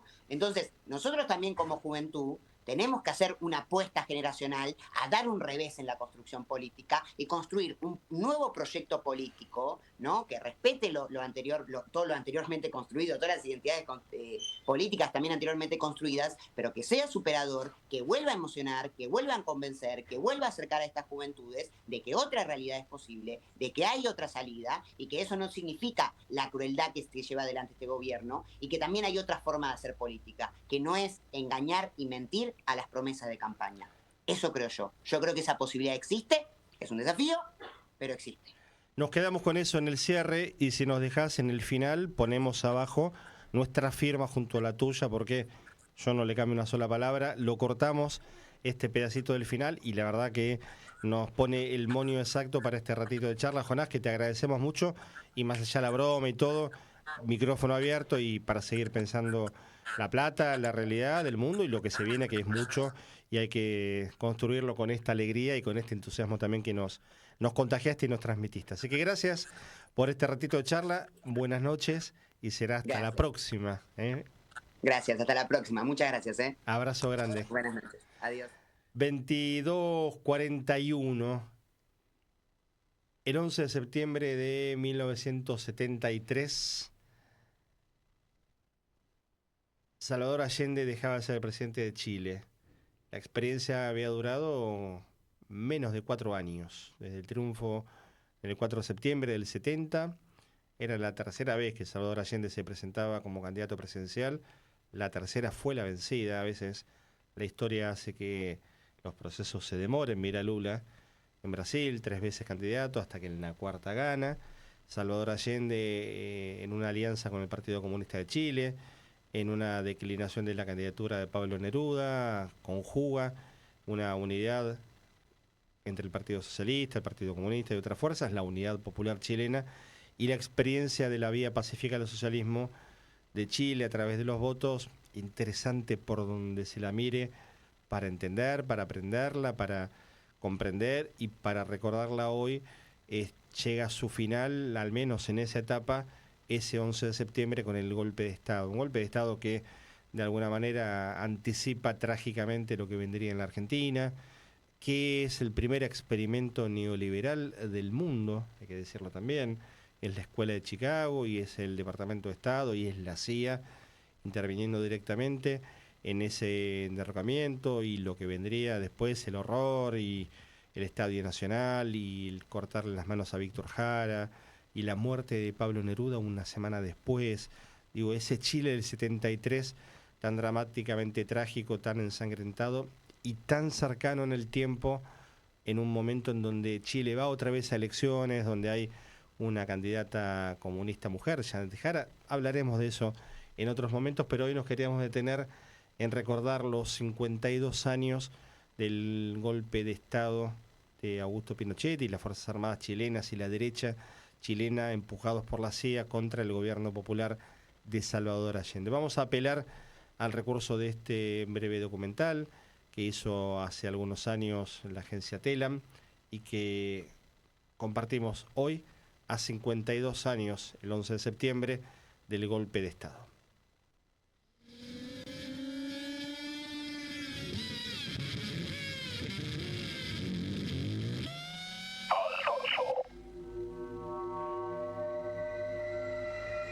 día 4 de septiembre de 1970, por vía electoral, triunfa en Chile el presidente socialista Salvador Allende.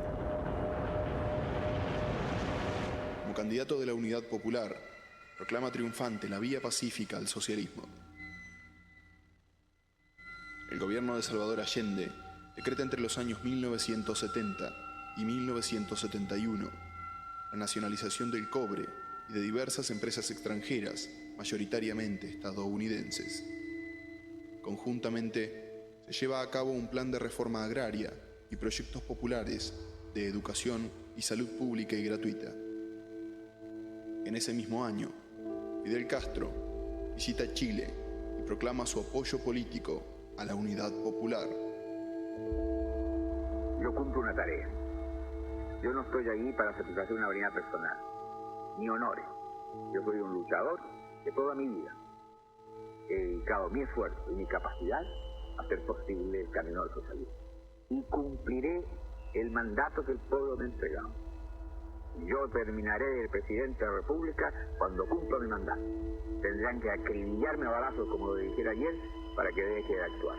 No defiendo una cosa personal, defiendo al pueblo de Chile en su justo anhelo de hacer las transformaciones que le permitan vivir en dignidad, con un sentido nacional distinto, y hacer de Chile un país independiente, dueño de su propio destino. Yo creo que es una posición clara. Yo realmente admiro mucho ese pronunciamiento suyo. Es realmente satisfecho. Y estoy seguro que eso será una bandera para el pueblo, porque donde los dirigentes están dispuestos a morir, el pueblo está dispuesto a morir y dispuesto a hacer lo que sea necesario. El 11 de septiembre de 1973, el Palacio de la Moneda, en el corazón mismo de Santiago de Chile, despierta en llamas. Cerca de las 11 de la mañana, tanques y aviones de las Fuerzas Armadas, bajo órdenes del general Augusto Pinochet Ugarte, abren fuego contra el edificio presidencial. El ejército lanza bombas incendiarias y gases lacrimógenos, hiriendo de muerte al proceso democrático chileno y a su presidente socialista, Salvador Allende. Minutos antes, a las 10:15 de la mañana, Allende emitía su último mensaje al pueblo chileno a través de Radio Magallanes. La última oportunidad es que me pueda dirigir a ustedes. La Fuerza Aérea ha bombardeado las torres de Radio Portales y Radio Corporaciones. Mis palabras no tienen amargura sino decepción. Y serán ellas el castigo moral para los que han traicionado el juramento que hicieron.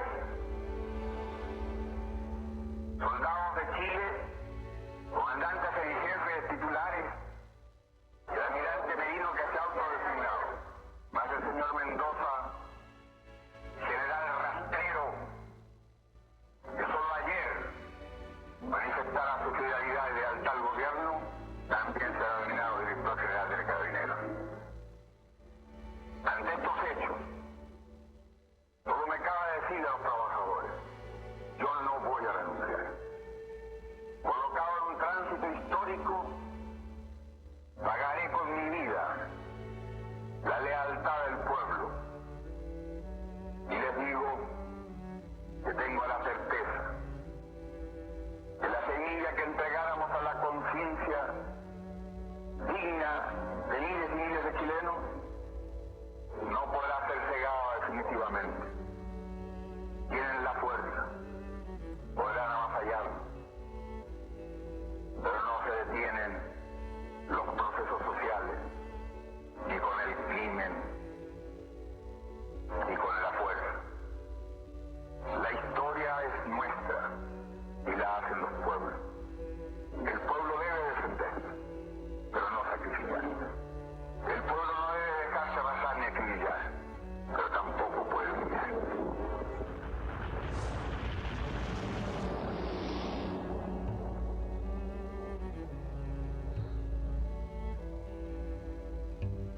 Momentos más tarde, el general Palacios se adentra en el Salón Independencia de la Casa de la Moneda. El cuerpo de Salvador Allende yace sin vida Palacios se comunica con el oficial de radio y entrega su breve y fatídico informe. Misión cumplida, moneda tomada, presidente muerto. El fuego, las muertes y el apoyo del gobierno de los Estados Unidos, bajo la presidencia de Richard Nixon, instauraron un modelo económico neoliberal y transformaron el golpe militar chileno en el más violento de la historia latinoamericana del siglo XX. Tan solo en sus primeros 6 meses al poder, la dictadura al mando de Augusto Pinochet asesinó cerca de 10.000 personas y en un año realizó 90.000 detenciones, extendiendo la oscuridad y la violación sistemática de los derechos humanos hasta el año 1990. Trabajadores de mi patria, tengo fe en Chile y su destino.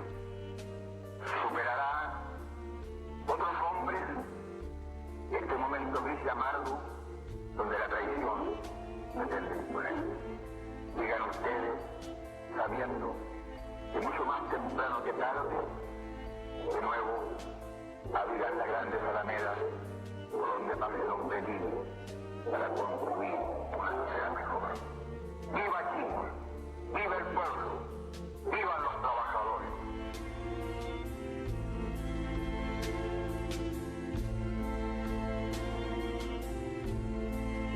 Aldoso.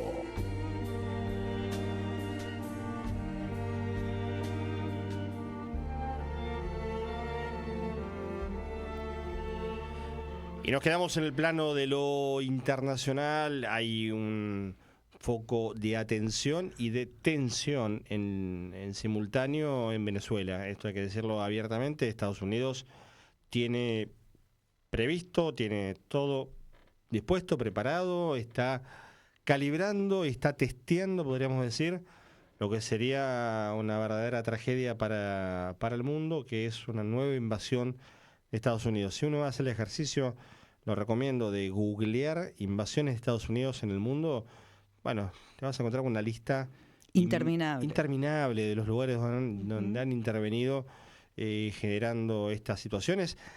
Y un dato, y ya le doy pie a Solana, que nos va a contar qué está pasando en este momento en Venezuela. Después del desfile que hizo China hace unos días, donde mostraron un poderío militar impresionante, 2 días después, el Departamento de Defensa pasó a llamarse Departamento de Guerra en Estados Unidos.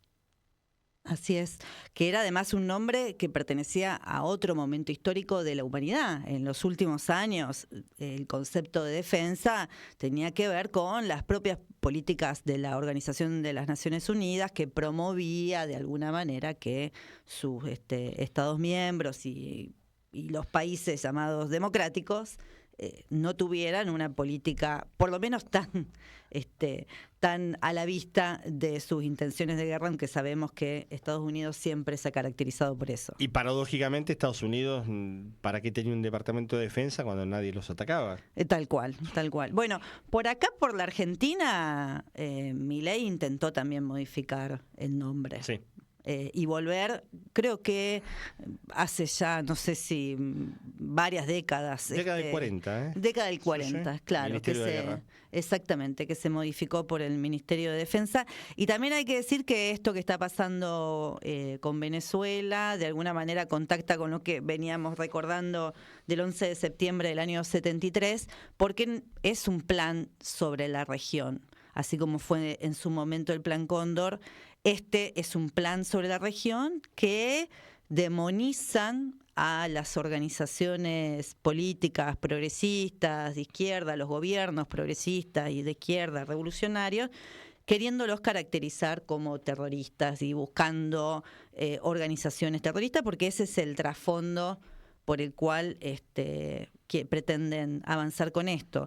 Y en función de eso, algo muy importante es una carta que dirigieron organizaciones de juristas y académicos de distintas universidades de la Argentina y de países latinoamericanos, dirigida a Volker Turk, que es el alto comisionado de las Naciones Unidas para los Derechos Humanos, en la que lo que hablan es la situación gravísima por la que atraviesa hoy Venezuela y instan de alguna manera a que la ONU actúe en consecuencia y que desde este espacio de la Organización de Naciones Unidas de Derechos Humanos intervenga ante la posibilidad de un ataque directo de Estados Unidos a Venezuela. En esta jornada que está terminando aquí en la Argentina hubo una entrevista de Rafael Correa, el expresidente de Ecuador, con Nicolás Maduro en un ciclo que se llama Conversando con Correa. Lo está en este momento publicando en portada de su página web la cadena RT, Russia Today, cadena de origen ruso, en donde el título es Nicolás Maduro sobre Estados Unidos. Tienen 8 barcos ahora y 1.200 misiles apuntando a nuestras cabezas. Este es el título y esto es el llamado a atención de lo que puede ocurrir en las próximas jornadas. Digo, hay que prestar muchísima atención no solo a lo que el gobierno argentino vaya a hacer, que uno ya lo imagina en términos simbólicos, sino también lo que pueda llegar a ser, que no sea una locura, ¿no?, de esto de enviar a alguna tropa o intentar meter la cuchara en ese delirio absoluto, y la palabra no es delirio, pero para graficarlo metafóricamente, que está encarando la administración de Donald Trump para con Venezuela. No es lineal el asunto, porque hay, por otro lado, conversaciones con empresas con muchísimos intereses en Venezuela, como Chevron, que no estarían para nada de acuerdo con que esto ocurra. Pero a veces las contradicciones del propio imperialismo llevan a que los gobiernos de Estados Unidos, que son a su vez los mandantes y los ejecutores de políticas que otros implementan y de los intereses de las grandes corporaciones, bueno, llevan a este tipo de situaciones, ¿no? Había habido un avance en las negociaciones y en el relajamiento de determinadas condiciones en la administración de Biden, y con Trump no solo un retroceso, sino ahora el acrecentamiento de las hostilidades con este abierto desafío militar que puede llevar a un desastre a la región. Así que bueno, el llamado a atención que me parece que va por ese lado, y lo cuenta con estos detalles de, sobre todo la ONU, ¿no? Pensar qué va a pasar con la ONU, Solana López. Nos empezamos a despedir. Pero hay algo para el final, no podemos dejar de tenerlo presente, porque cada semana nos metemos con el momento vergüenza de la semana, y hoy tenemos el video 6 a un invitado de lujo. Es Daniel Parisini, es un médico genetista, nacido en Santiago del Estero hace 33 años. Yo lo presento de este modo y parece un tipo honorable y respetable, pero cuando le digo que es el gordo Dan, no. Decía que estamos terminando, porque me voy corriendo al baño y largo todo lo que no puedo largar acá. El gordo Dan, momento vergüenza de la semana, casi en el final de Informe de Pájaros. Sí, a vos, Daniel Parisini. Gordo Dan, te traemos de invitado por primera vez, porque los guapos no están solo en carajo, ¿eh? Dale. Realmente me parece una tomada de pelo. Es una tomada de pelo y es una falta de respeto al presidente, a la persona que puso a este tipo ahí en esa lista. Es una falta directa de respeto al presidente y a toda la causa que el presidente está llevando adelante por la Argentina. Vamos a ver si empezamos a decir la verdad, muchachos. Siguiente, fíjate la otra foto. Bueno, la otra foto es una foto que le pidió a Patricia Bullrich. ¿Sabés por qué me da bronca? Que este forro esté en el búnker me da bronca. Pero ¿sabés por qué me da bronca? Y por los pibes. Sí. Por los pibes que hicieron presidente a Javier Milei. Y lo voy a decir, y yo no me incluyo en esos pibes, porque yo no soy ningún pibe. Yo ya soy un pelotudo grande de 33 años. Los pibes que convencieron a los abuelos adentro de las casas, los pibes que convencieron a sus papás, a sus hermanos, a sus tíos, a sus amigos, los pibes que hablaban de teoría monetaria dentro de las casas, los pibes que produjeron el milagro argentino. De esos pibes está lleno, absolutamente lleno. Está lleno de pibes sanos. Coincidir con el gordo Dan. Totalmente. Nunca imaginé darle la razón, darle la derecha, toda la tiene él igual, la derecha, en una de las frases para mí textuales que, si me hiciera un tatuaje, te juro que apelaría a esa frase. Soy un pelotudo de 33 años. A confesión de parte, relevo de pruebas. Ya está. 2 semanas escondido bajo la cama, ahora se hacen los guapos por su streaming bancado con fondos, vaya uno a saber de dónde. Están preocupados por el voto de los jóvenes. Y toda la guapesa que tenían, me chupa la opinión de los cucas. Ahí está, ahí está, llorando lágrimas de libertario. Bueno, nos vamos. Nos pusimos un poco violentos al final, no es el estilo tampoco, Si fueran gente seria los invitaríamos a debatir, pero como son patéticos apenas nos dan un poco de gracia. El martes que viene nos volvemos a encontrar. Nos volvemos a encontrar. Guillermo Guerra, Pablo Fernández, Solana López, Pablo Mercau. Hicimos Informe de Pájaros, que en este momento está a punto de llegar a su final, cuando falta un segundo para las 11 de la noche en toda la República Argentina. Les decimos gracias por habernos acompañado, que tengan una buena jornada, una buena semana y a cuidarse, que hay mucho liberto dando vueltas todavía. Chau, gracias.